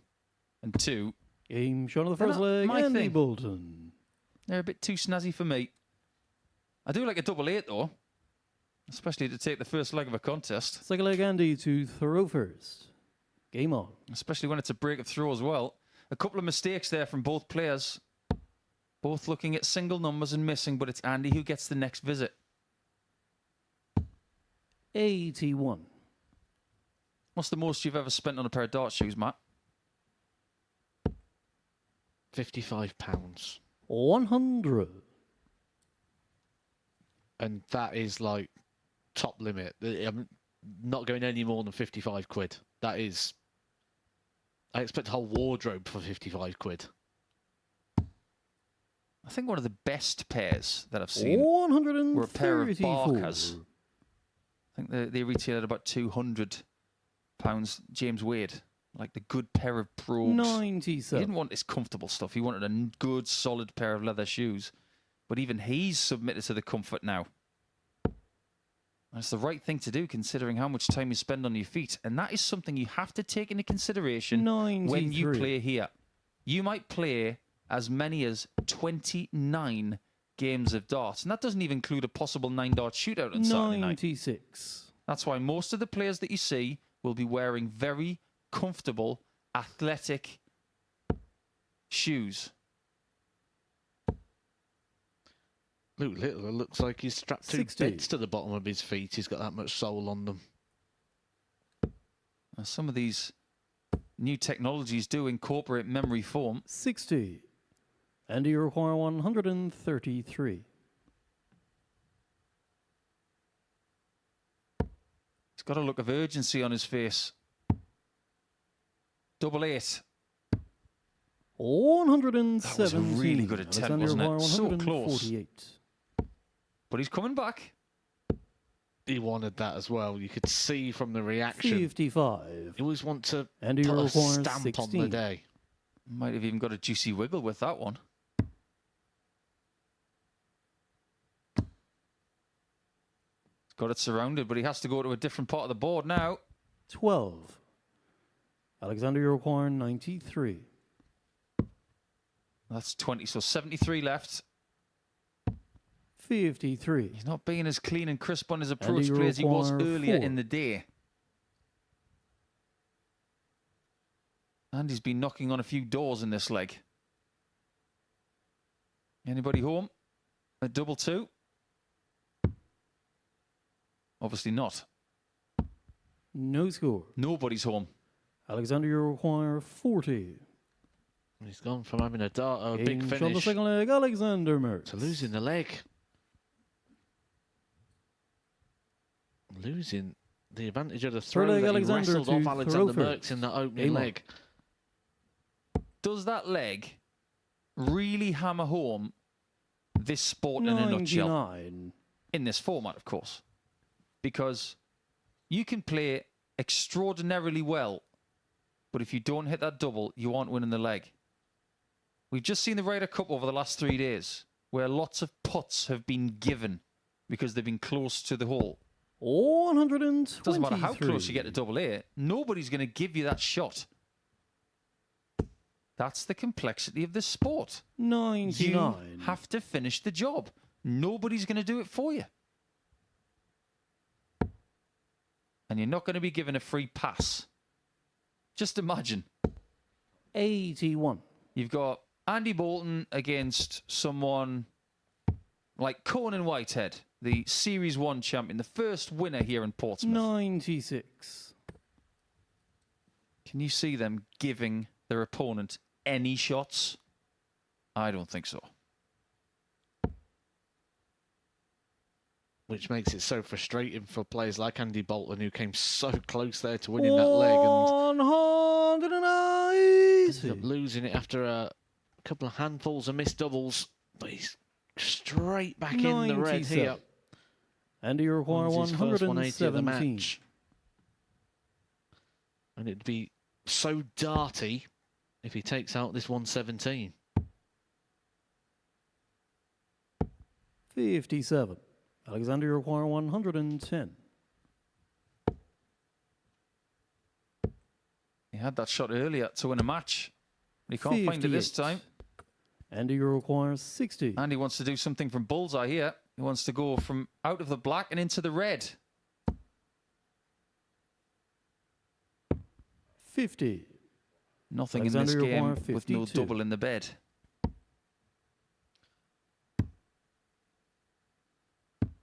That's going to On the third hurt. leg, Alexander Merckx. 2 legs now.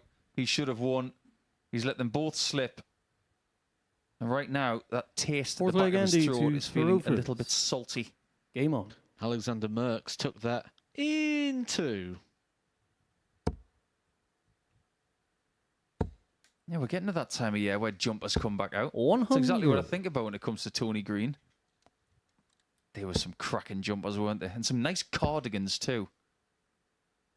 43. He was a very good player, Tony Green.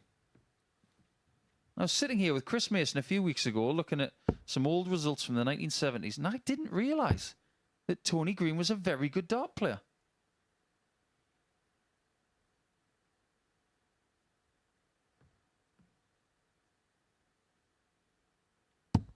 $58.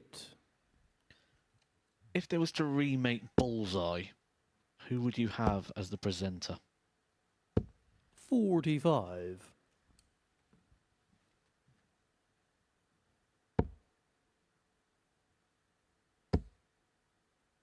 The guy who does catchphrase, 190. Stephen Mulhern, I think he would do it justice.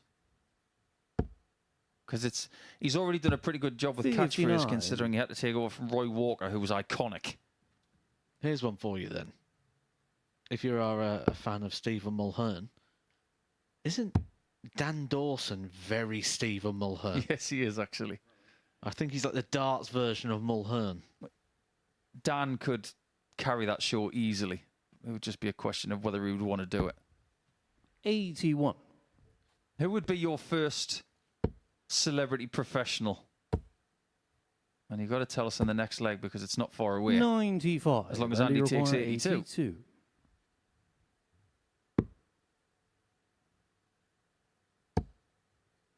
I might have done him a favour, actually. 50. The last thing he wanted to do there was hit the 60 and then split the fours and be back on double two again. At least this way he's on a primary double. 95. Andy require 32. And when he had that trouble on the doubles a couple of legs ago. He wasn't on double 16. It's got to be the top. No score. Couldn't get past it. Alexander, you require 164. This has vibes of the opening game for Andy Bolton when he just kept missing opportunities. 57. Andy, you require He got 32. over the line in the end against Bieletsky.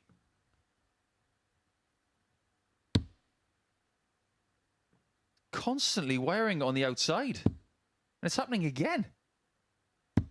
16. He's having a real tiff Alexander, with the bottom left corner. 107. He's just given that double real daggers. Watch out. That Aim shot of the fourth leg, is a Alexander needle in the Merckx. ribs. He spent so much time on double 16. And then Alex pinches the leg by hitting it with one Fifth shot. leg, Alexander to throw first. Game on. I think 3 letters of the alphabet 97. sum up that situation for Andy. UGH.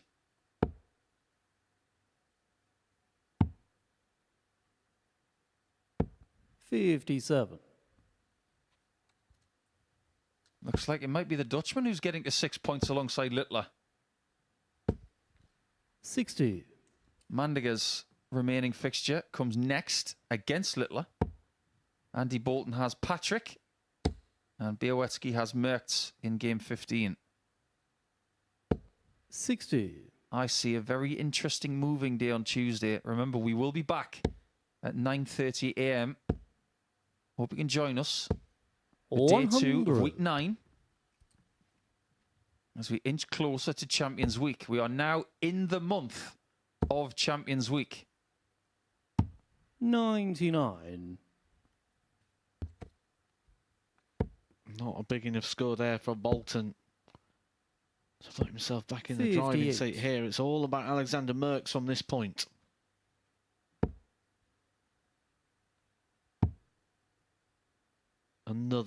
Required another hit for 134. Bolton. Gives himself an outsider's chance, but he's got to hope. It was a hit and hope moment. He did his 45. hit, and the hope And you require 151. has been rewarded. We were hoping for a 1-4-1 earlier from Patrick van den Bergaard. We didn't get it. Andy's hoping 43. Alexander, that you require Alexander $141. doesn't hit this one, but he might. 109. If you're not going to hit it, And you require That's what you want 108. next.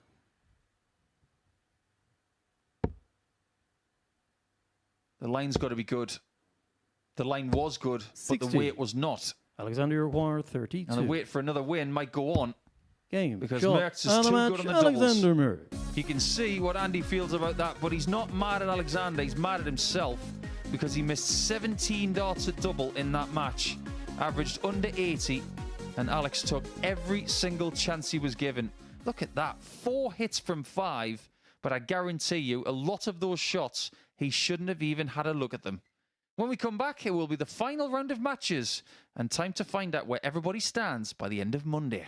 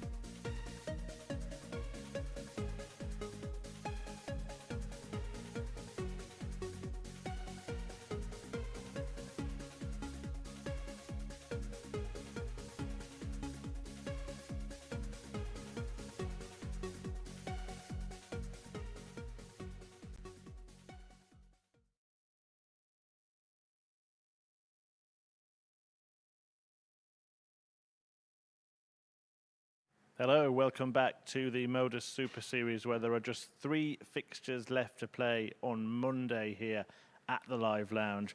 And the remaining games feature Willem Mandigers against Luke Littler, Andy Bolton against Patrick van der Behard, and Sebastian Białecki against Alexander Merckx. Now, there is some significance in these final matches, particularly on the opening day, because it determines really who's going to be in that race for top spot. Only one place, remember, available at finals night from this group before the rest of the players are dispersed into groups B and C.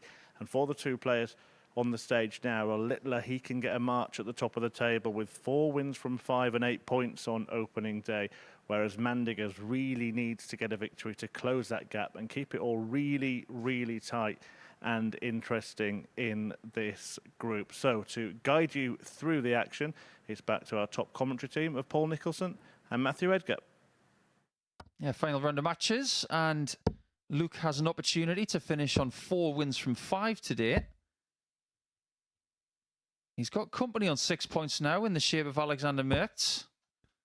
And because of that 4-1 victory, Alexander is now on a leg difference of +4, which is 3 legs behind the Nuke. But he holds the top spot now. Whether he holds the top spot at the end of the day depends on what he does here against Willem, who hasn't played poorly today at all. He's played some good stuff at times. Just like Willem to throw first. Game on. But it is fair for me to say at this juncture, Matt, that if Willem was to win this game, albeit with the darts, it would be an upset. Oh, absolutely. 42. And the odds reflect that as well. They reflected it from the very first thing this morning. Luke Littler was 1-5 to win this match before play was beginning. He's now 1-8 to win this match. Now, I've mentioned that Luke Littler has got better every single match so far today. He opened with a 93, then a 94, then a 96, and in the last game it was 106. 100. If Luke Littler is to keep that curve going and improve every single match, he's going to have to beat a 106 average here against Mandigers. And I think this is another one of those where the pace could really suit Luke Littler to get the very best out of him. Well, in a really funny way, he looked disappointed in visit 2 not to leave 141, but he's left 50 after 9. 81. What's his next decision? Luke require 50. Oh, this is going at the ball. Where's this one going? 40. Well, he's left on double 5. I like it. It's very cheeky. 125. Luke, you require 10. He is a flamboyant player.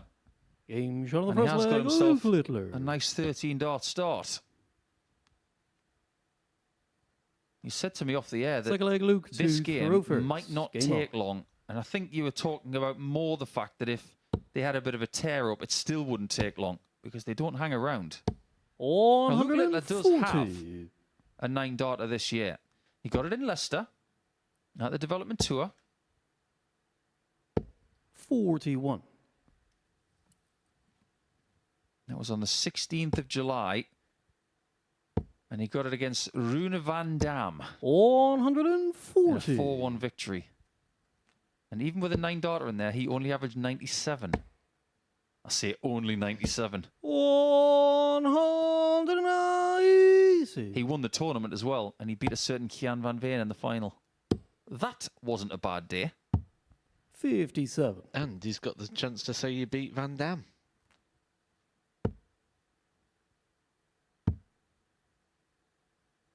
$96. Very Luke require famous name for 164. Jean-Claude and Rob. Which one would you rather beat? Rob or Jean-Claude? 124. Don't think I'd beat either at anything, to be fair. There could be another 13-darter here for Luke Littler. 100. Just 12. We said 106 is the average to beat. Playing like he's got a bus to catch. Game There shot you the second go. leg, Luke Littler. His average tumbles to 107. Third leg Willem to It's throw all about the first. points and Game the on. leg difference. He's already said in his interview with Chris Murphy earlier, he wants to win Group A. He wants the days off 77. on Thursday and Friday. He's not one of these players who wants to have to rely on extra talent over Groups B or C. 121. He also said that it's just about winning, didn't he? It's not about the averages, which again is true. He also said he doesn't like 100. Portsmouth, so I don't know what he'd do with a couple of days off, considering he doesn't like the area too much. Oh, he'll find something to do. 83. Could go down the arcades, have an ice cream. New or vintage? Which one would you rather go to? Well, 78. definitely a vintage arcade. Yeah, me too. We could play games that weren't even in the twinkle of Luke's eye when he was born. Games that were possibly out 20 years before he was born. Mandigas is not doing a great deal wrong. He's got 2 maximums. But he might be 3-0 down. 83. Well, he should get a double for the first time in this match. 66. But we have seen disasters happen from this point. 21 left. 58. That one did not come out of his hand right. It 74. didn't behave properly. 32 left. 58. If he'd missed that 42, Willem, you we could require have been in 8. flatty territory.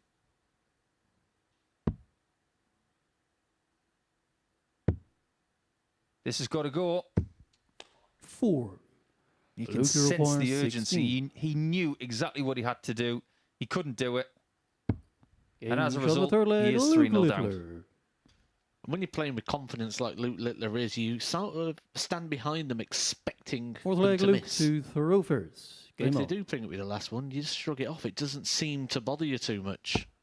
Yeah, you expect them to miss, and you expect to hit. 60. But if you put it slightly differently, and we talked about how you talk to yourself and how people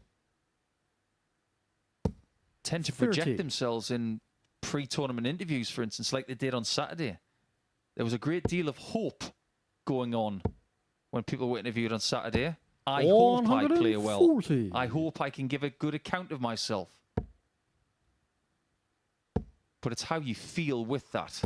Right now, 140. Luke is in a good place. He is playing well. He knows he is playing well. 131. And he knows he's the feared. And you know what he wants to do to finish the day. 43. Luke, you require 170. It'd be the perfect way to end what's been a great day. 59. Well, not to coin too many wrestling phrases today with you, Matt, but the champ is here. He's 140. looking to be the three-time Luke, you require 111. three-time Super Series champ. But as far as this day is concerned, it has not been too bad at all. And on 111, I was reliably informed by our 59. spotter this William morning that Require that's what he does 148. every single time he's got 111. It didn't work out that time, but if 52 does, it's going to be 8 points 140. Luke, you require 52. and a double-digit like difference in the positive for the day. 42. Chance for Mandigas to William, you save his require skin. 8. He's had 4 darts at a double in this game. Not been able to convert any of them until now. 1 dart to go. 4. And that could be the last Luke, dart you he throws require today. 10. It should be. Game And shot. it was. And a match. A Luke 4-0 Littler. victory for Luke Littler. Gives him 8 points for the day. He's the first person to finish in the winners column on 8 points. He might have some company with Alexander Merckx taking on Sebastian Białowski in game 15, but that's what we saw. The average tumbled by 12 points in the last couple of legs, but he doesn't care because he will be top of the table by the end of Monday. When we come back, let's see how Andy Bolton and Patrick van den Bogaard finish their day.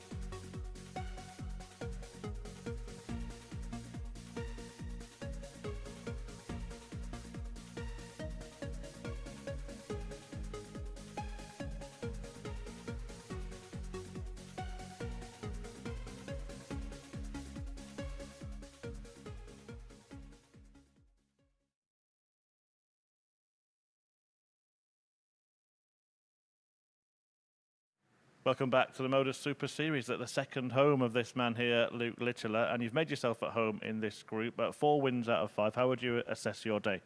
Yeah, obviously not a perfect day, but it's also not a bad day, so I'll take 4 out of 5 today. You're going to be at least joint top, depending on what Alexander Merckx does in his last game, and you've signalled the fact you want to really win this group for a couple of days off. Is that just to play FIFA? Yeah, but obviously if you have the 2 days off, it's a massive help, because if you're playing through the week, then Saturday could come to tiredness. But yeah, I'm happy to win the group if I can, but we'll have to see in the next 2 days. Yeah, obviously we see the best of you in front of a crowd here on Saturday. It's all about getting there, but we have seen some really good moments from you today, including this fabulous checkout earlier against Patrick. Yeah, obviously it's a big checkout. Obviously he's not close to me, so why not go for it? The speed that you do those checkouts and finishes, you must have got your maths pretty good in your head as well to be able to go for it that quickly and always get it right. Yeah, well, obviously I didn't go to school too much, but I think maths on a dartboard it's pretty good. Yeah, it's the maths is good, the accuracy is good as well. I do want to ask you actually about something wider than the Super Series. Of course, it was well documented your decision to make between going to the Lakeside Championship or going to the PDC World Championship at Ali Pali. You seem to make it quite quickly. Just want to explain your thinking behind that and why you made that decision? Obviously, I was more bothered about not playing in the boys' youth, because obviously there's 3 other great lads, and obviously it could have been me. Obviously £5 on the line, another world title, but it's one of them. I'm on Sky Sports, playing in front at Ali Pali. May not happen again, so I've took the opportunity to actually play there. Yeah, are you excited about that? Yeah, can't wait. We can't wait to see him the rest of this week. Look, he's in pole position to make it through to Saturday from Group A. What's the plan for the rest of the day? More FIFA? Yeah, go get some food as well. There we go. Yeah, good plan. And it's been a good day for Luke Littler. Patrick van den Behard and Andy Bolton are practicing behind me, so we'll let them get their game underway in the company of Paul and Matthew. Great to hear from Luke there, Murph. Great questions as well, because I think we all wanted to know what the motivation was behind taking the Ali Pali spot. I think it's a bit of a cherry on the top, isn't it, to someone of a young age. But I'm just going to go back a little bit. He didn't go to school much. Yes, he's just said that. Stay in school, kids. That's what you want to do. He's just an exceptional talent. He's the exception to the rule. He's not the rule. So stay in school. First leg, Andy, to throw first. Game on. But his mathematics, Matt, A+++. Just so good at calculating where he wants to go on the dartboard. I hope he's good on his budgets as well, because if he's playing 99. FIFA that much, this time of year you can end up spending a lot of money on those packs. Luckily, he's probably got a few quid behind him, to be fair, hasn't he? I'm sure I saw him put on his social media story his starter team, and I'm sure he had a Team of the Week player in there and a Jack Grealish. You probably haven't got a clue what I'm on about here with FIFA and... Oh, I'm just marvelling at the fact that he's got Grealish on the left wing. Should have gone for Anthony Gordon. It would have been cheaper.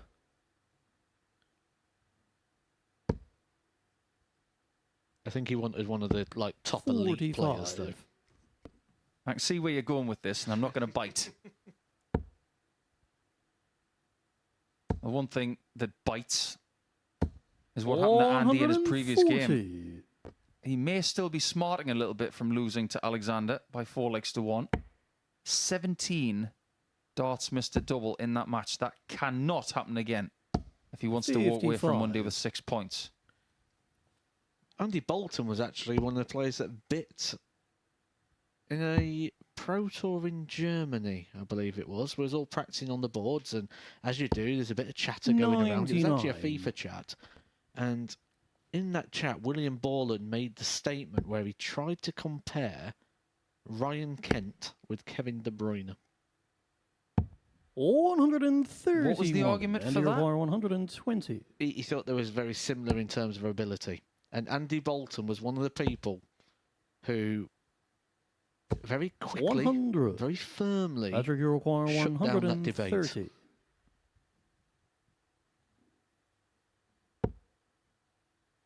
Another. All that for the bull. 105. That worried the Andy, bull for a second. 20. But it just sails over the bar. A bit like that comment King of from Ryan the first Kent being leg, better Andy Bolton. than Kevin De Bruyne. Enough said. I'm just waiting till the week you Second leg, commentate Patrick on to William throw Borland, first. and you'll Game be on. pulling him in for that one, I'm sure. Yeah, Willie's a particularly garrulous individual and has some fairly strong opinions. 84. There's one thing we don't have in our sport. Trading cards. I've thought that for a while, like a top trump 93. sort of dart player card. Well, a bit like those really expensive baseball cards you could have collected over the last 100 or so years. Those mint condition cards can go for a lot of money. 58. We could even start it here. Luke Littler would be a mint condition card that would be very well sought after, that's for sure. If you could have one trading card from the Super Series, what would you have? A Matthew Edgar one. 134.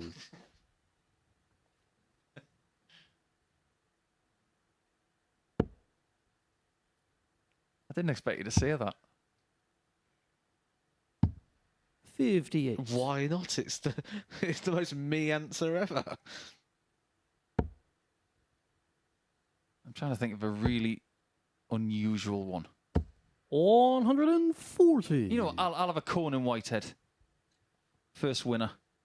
I think that'd be a great card to have. Plus he'd be dressed in black and white. 58. And you require 134. Well, so far, so good for Andy. He might be catching Patrick at the right time. He might just be flagging a little bit. Whereas Andy 94. might just have a little bit of extra adrenaline going through his veins because of what happened in his previous match. Sometimes, in the words of Rory McIlroy, who somewhat famously had a very big argument on Saturday night, you need to use 89. anger And to you its full require potential. 40.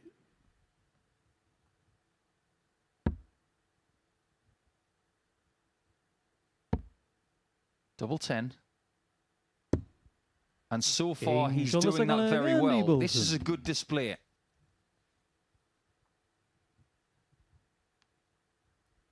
Third leg, Andy to throw But if first. Patrick walks away with Game 4 on. points, Matt, after winning his first 2 games, that makes the day feel very different, doesn't it? Yeah, it's 57. the way it started for Patrick as well. We went up and I had a chat with Chris Murphy, and I said how he's standing out and how he's doing all the right things and 131. confirming what he did here last time. He won the week last time. It was a surprise package. This time, a little bit more expectancy on him. 180. Andy Bolton playing like the player we expect of him, the man who's had quite a sizable professional career. Remember, he sort of started dabbling in PDC darts around 60. about 2011.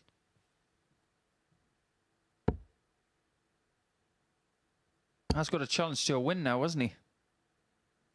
100. Patrick's best effort in a Challenge Tour event. Number 8 in Wigan in 2019. He made the final. Lost out to Stephen Burton on that occasion after taking out 140. Dave Prince in the And you require semis 164. and Ian Withers in the quarterfinals.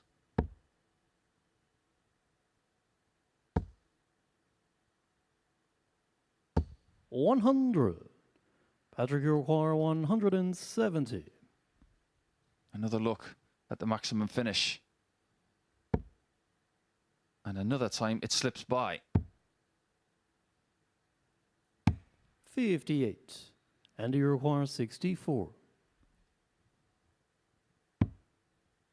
I think he wanted that single 16 because he wants to have a go at the 32 bed. 48. Patrick, you require And 112. on occasion today, he's been punished a lot for missing that double. Oh, he doesn't have to go 60 here. He might go treble 18. That was the right play. 92. Leaves and it you handy. require 16. I mean, Andy Bolton, it's hard to predict what's going to happen when he comes to the doubles.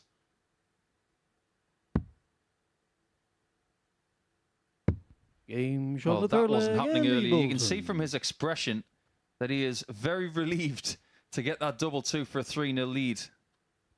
Fourth leg, Patrick to throw Andy's first. sole challenge to a Game win, on.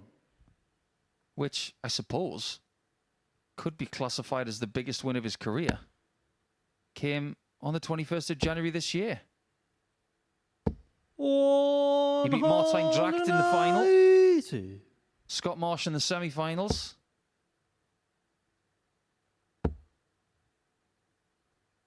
And in the last 16, 140. he beat a certain Daryl Pilgrim, who won week 2 in this series and will still probably be the favourite for the title come 80. Champions Week. He will be the favourite at the minute because he's already there, whereas Littler has still got work to do to get there. And that's challenge to success for Andy Bolton's given him quite a 134. couple of Pro Tour invites this year, and he's not far off a World Championship place himself. Currently just £1,000 off the cut-off point, with not many events left to go at the back end of this year. But he is relying on invites, isn't he? He wants some people to not go to Players' Championship events in a couple of weeks' time. 125. Ideally, this month. Patrick This is what he wants. 101. He wants to win this match. He wants to win this week. He wants to get invites to Pro Tours a little bit earlier or later in October. 69. And he wants to make the And World you require Championship. 102. But job number 1 is take 102 for 4-0. That will give him 6 points for the day and a leg difference of +3. 70. Patrick, you require 32. He's had his chance for 4-0. Game shot on the fourth leg, Patrick 4-0 is not going to Vandenboer. happen.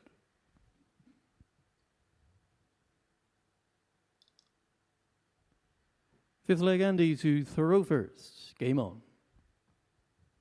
We do have one last game to come your way following this one. Alexander Merckx. Chance for him to join Luke Littler at the top of the table on 8 points. 100. He'll be taking on Sebastian Bielecki, who has just put in his best performance so far. Also picking up his first victory, a 4-2 victory over Willem Mandiguez. 58. Sort of the opposite of Patrick van den Bogaard, really, isn't it? Who started his day perfectly. I think this day has 100. followed the kind of pattern that I expected. Nobody's gone full throttle and got 10 points from 10. Nobody's going to walk away with 0 points. Which means that come 45. Tuesday, everybody's going to be in the mix.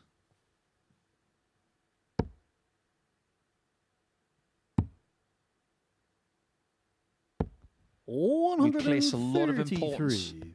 on individual matches when we come to the end of Tuesday and particularly on Wednesday. Don't discount how important these 2 points are.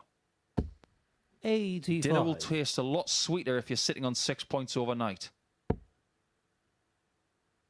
That's the guarantee for the person who gets 152. this particular leg. Now, Bolton, ironically, gets double 16 there.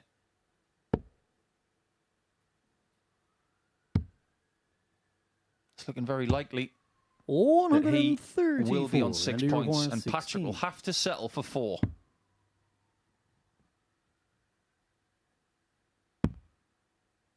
He's not found double 4 all day, from what I 12. can recall. He did bail himself out on double 2 last time. But with Patrick van den Bogaard not on a finish, he knows he's going to return, knew he had time, and now there's urgency. 171. And he requires Just 4. what Andy did not want to hear. Game shot. That's and what he a wanted match, to hear. Andy And that's what he Bolton. wanted to see as well. Andy overtakes Patrick in the table and finishes on 6 points and a leg difference of +2. Not a bad start in Group A in Week 9 for Andy. You might not think it by his expression, but over the next couple of hours, he will be very pleased with his day's work. Patrick, who played to a very similar level to Andy, just was never in the game on the score sheet, and he has to settle for 4 points for the day. Where will Białecki finish? Where will Merckx finish? To find out, join us after this.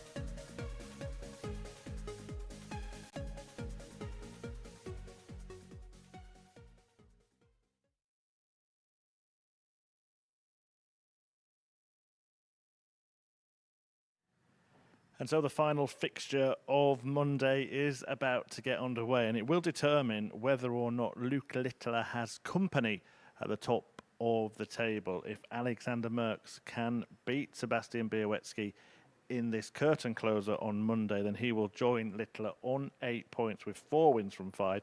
Białowieski still with just 2 victories, determined to get a win that would just about keep him in the race for that top spot. And to talk you through it, it is back to the asset, Paul Nicholson, and prime time, Matthew Edgar.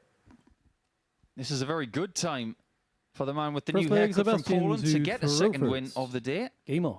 It would also restrict Alexander from creating a 6-point cushion between the two players.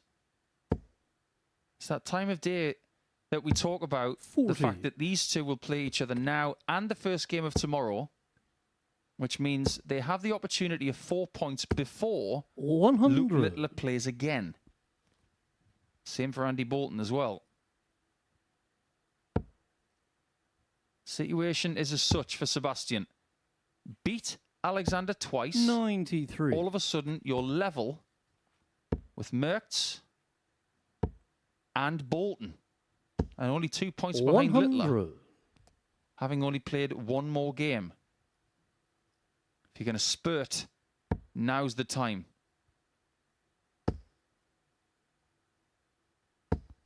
However, if he was to win one of the two, he'd still be in the reckoning.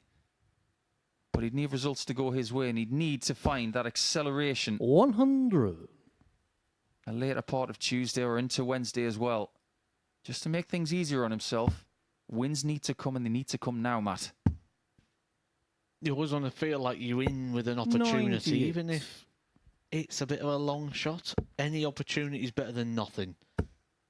And 65. Białowieski, after losing Sebastian his first 3 games, 170. I feel he needs to win the last 2.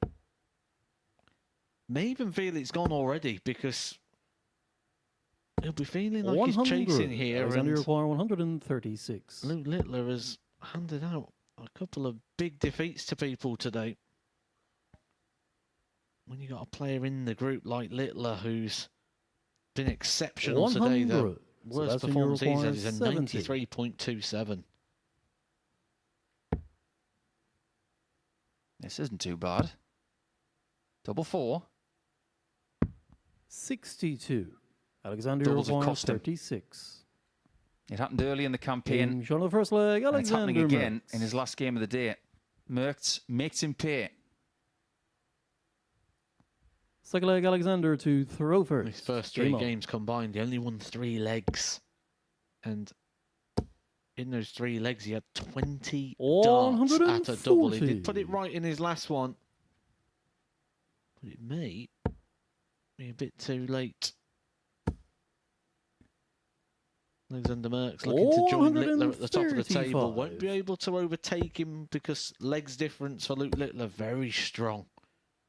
Couple of 4-0 victories for him across the day. But you do feel that if Bielecki is to lose this one, even at this early point, we're going to start seeing the league almost become a little bit 2 halves. 44. When you consider the amount of darts at double that Sebastian's had today, it's 30. Adding to the 2 that he's had in here, so 32. 60. That's just under half the amount of darts at double that Andy Bolton's had today. He's had 65 darts at a double. 99. Sebastian, you require 126. He's got to start making these shots count.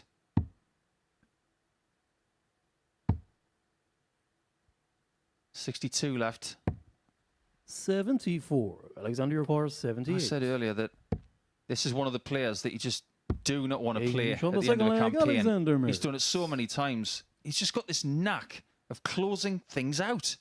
That's why he's got this Third leg, perfect Sebastian record to throw first. of Game making on. Saturday night when he comes here. 3 from 3.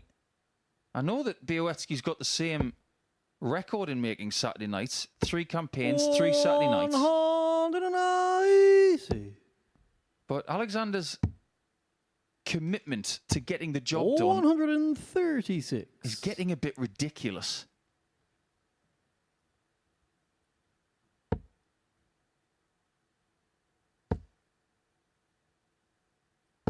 $100. When we sat and looked at this group for the first time, picked out 97. the favourites for winning the group. But I think we've both sort of highlighted Alexander Merckx as being that guy that's going to be around the middle of the pack, but he's going to upset 45. people.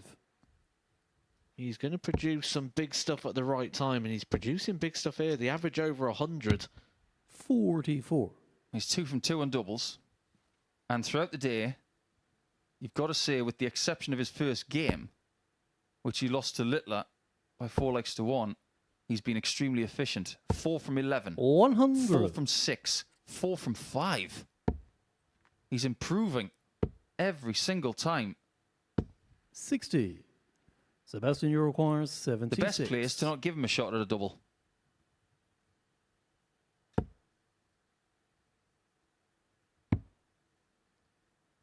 Well, he is the player who's had the Game shot on the third leg, most Sebastian topless finishes. He Białecki. won't have an opportunity to add to it in this leg, though. Bielecki, nice little check out there when we've been questioning the doubles. Fourth leg, Alexander to throw first. Now, we haven't Game seen a on. great deal of ton plus checkouts today. I just get the feeling that on day one sometimes, some players 82. can leave those in the locker. Will they be unleashed a little bit later? Well, we've only seen 4 across the day. 3 of them coming from Merckx, a 110 for the match, a 122 and a 107. Luke Littler giving us the biggest one so far, the 155. 96. And did you hear how he said it? My opponent wasn't on a finish, so I thought I might as well go for it. That's like being 295 yards from the green and saying, give me the driver. I think I'm going to hit the green. 59. This is a great riposte from Sebastian. The upturn in his form from the first 3 to the next 2 is starting to pay dividends. This is a high 90s average all of a sudden.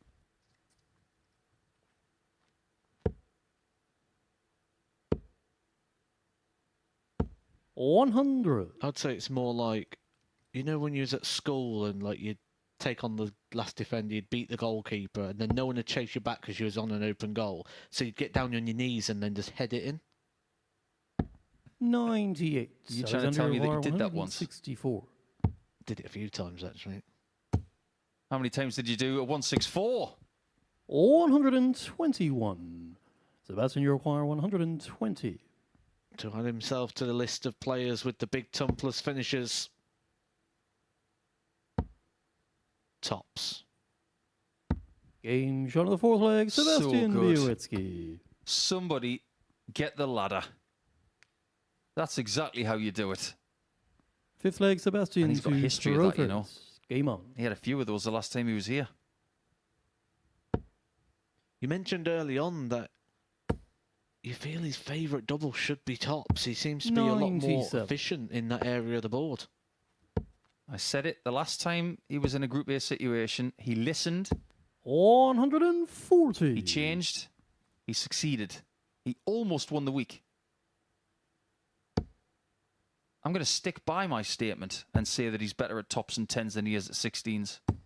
136. His default mode is obviously leaving double 16 and double 8.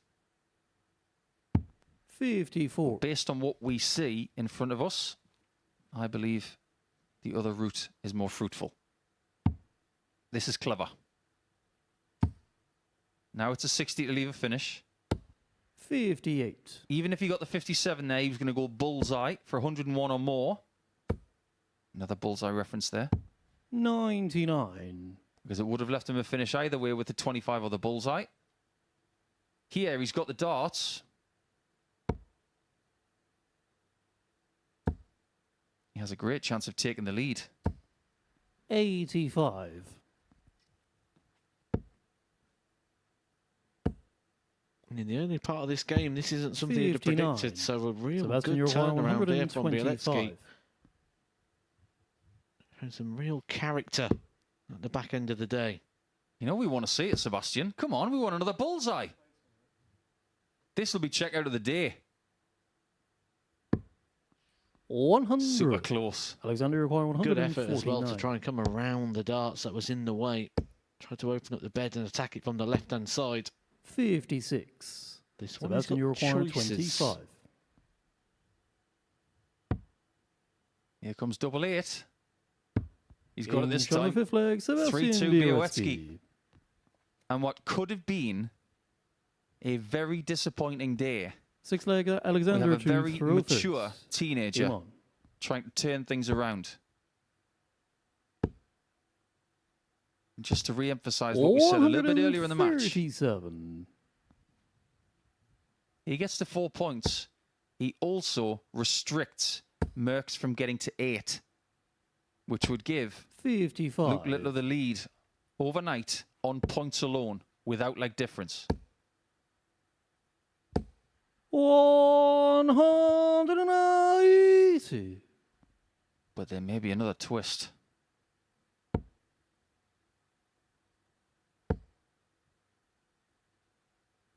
And regardless of that maximum, he's still a dart behind. 180.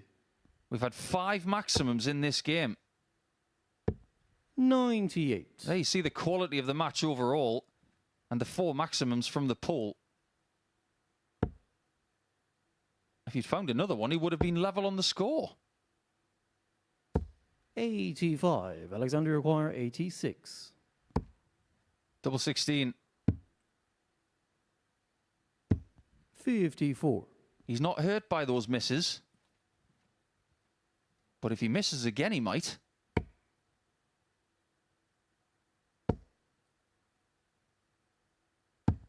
$54. Alexander, you require 32. Double 16 for 3-3. Game shot on That's the a nice sixth little leg, collision, isn't it? Alexander Merckx. We're going the distance. Now, a little bit earlier in the day, Seventh and in final round leg, one, Sebastian to our Rovers. first 2 matches Game were on. 4-3. Since then, we've had only 1 game go the distance. I'm surprised by that. 121. Everybody here at the MODUS Super Series in Portsmouth here on Monday thought that a lot of the games would go the distance. 140. This means only 4 matches from 15 today are going the distance. We may just speculate why 85. at the end of our show. But right now the biggest question is, who walks away with the final 2 points on offer today?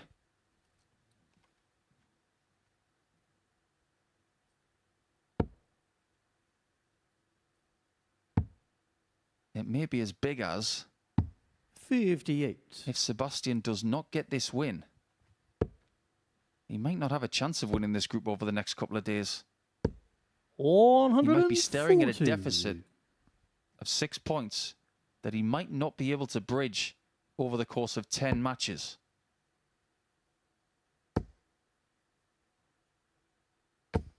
That is an aggressive last start. It gets him into 2-dart range. It might not matter. 96. This time, Merckx cannot close it immediately. Can Sebastian? He didn't go double-double. 57. Alexander require 25. Double 8. Game And shot. Alexander Merckx, the ultimate closer when it comes to the last match of a campaign, does it again. He wins by 4 legs to 3, and that's an excellent day for Alexander the Great. He will finish on a leg difference of +5, but his points total is even more impressive. He's got 8 points after that 95.26 average, and another heavily impressive display on the doubles. 40% is always acceptable here as long as you get enough chances. That he did. It's up to the balcony now with Chris Murphy and Matthew Edgar, who will bring to a close Monday. Thank you very much, Paul. Yeah, and a magic Monday for Merckx in the end, getting over the line against Białecki. Just Paul mentioned in commentary they're not going for double-double at the end, Białecki. Would you have played that move yourself? I would have done what Białecki did in that position, but I'm probably wrong as well in that position. Certainly when you're in that one-off opportunity, Merckx sat on a finish ready to strike. So I wouldn't have done it, but I'd probably advise to do it. Yeah, it's one of those, isn't it, where you've got maybe that one chance. Although he was only getting 2 darts at a double, but it did result in another victory for Alexander Merckx. And we'll show you the results now because his name is in yellow. Plenty there. 4 wins out of 5 for him, the same as Luke Littler. A really good day. Yeah, really good day for Merckx, and he's ended it really good as well. The one thing you want to do is leave here with some form of positivity, and in a game like that with Białecki, he didn't just stumble over the line. It was a real high-quality affair between the players, so that's a good sign going into tomorrow, and you could see what it meant to him at the end there. He's come off the stage absolutely bouncing. Yeah, particularly good wins against Andy Bolton, for example, earlier on for Alexander Merckx. He's just shown that he's kind of got that form that won him a week here before. You don't win weeks here if you haven't got the quality, and he's shown us again that he's got that quality. He's been playing some good stuff around on the circuits, and I think maybe I was a bit dismissive of him coming into this. I thought he was going to be a dangerous player, but I didn't think he was going to be someone that we sort of see really playing into winning this group. I'd love to see how that's reflected tomorrow. Yeah, it's all been about Luke Littler in the build-up, obviously. Now, you mentioned the word dismissive there. He dismissed a couple of his opponents today, 4-0. We thought a lot of the games might go close, but in these 2 in particular, Luke Littler was somewhere near his best. I'd like to say I'm surprised, but I'm not. Nothing that Luke Littler does surprises me. He's 16 years old and he's playing some elite level darts, and today is probably one of the best sort of averages I've seen from a player across a day when we crunch all those together and get sort of a daily statistic. Now with that, you're watching him and you're feeling he's not at his best. He could give us a bit more, but yet he's probably put in one of the best performances we've seen here. Yeah, 106 average in one of those. He does tend to grow into the week as well, doesn't he? Usually his best stuff is saved for a Saturday night. You almost get the feeling that he's almost so confident he's going to get through that he's using these matches as practice for Saturday. Well, he said to you at the start of the day in the interview he doesn't practice, which means this is his practice. And I'm not surprised by that. We did try and crunch some numbers and roughly work out around somewhere between 600 to 700 matches that he's played already this year. And he's playing the games like it. He's playing them with freedom. He's playing with enjoyment. He's playing them in a way that he knows he's the best player, and he's proven it. Yeah, from one junior star to a senior star in the sport, Andy Bolton was the only man to beat Littler in this group. What do you make of that result and his day in general? I think Andy Bolton's had a good day. It started off really with concerns for me watching Andy Bolton because he was so fidgety. And we know that he's had issues with his shoulder before, and he seemed to be paying a lot of attention to that area. And I thought this could be a long week for Andy Bolton. And then he went and beat Luke Littler, and he played really good in that game and across the day, shown a lot of experience. And you can really see what it means to Andy Bolton as well. He wants a little bit more. I know he wants to go get his tour card back. He's very close to the World Championships as well. So this has fell at the perfect time for him to have a full week here at the Super Series. Yeah, possibly ready to pounce as well after day one. We'll take a look at the Group A table after the players have fulfilled their first 5 fixtures. And Bolton sitting there in third place, just 2 off the top 2, as we mentioned. But I'm going to ask you about the bottom 2, Mandiguez and Białowski. Are we already saying that their aspirations are now for Group B at best? I think when you've got Luke Littler in the group, you've got to say that because they're going to have some turnaround and pretty much win all their games to keep in tabs with someone like Luke Littler. I think Białowski's probably feels a bit harsh to be at bottom of the table. I think he's played a lot better than 2 points would suggest, but it's a results business, and ultimately he's not been getting those results. He's had opportunities, he's made opportunities, he just hasn't taken them.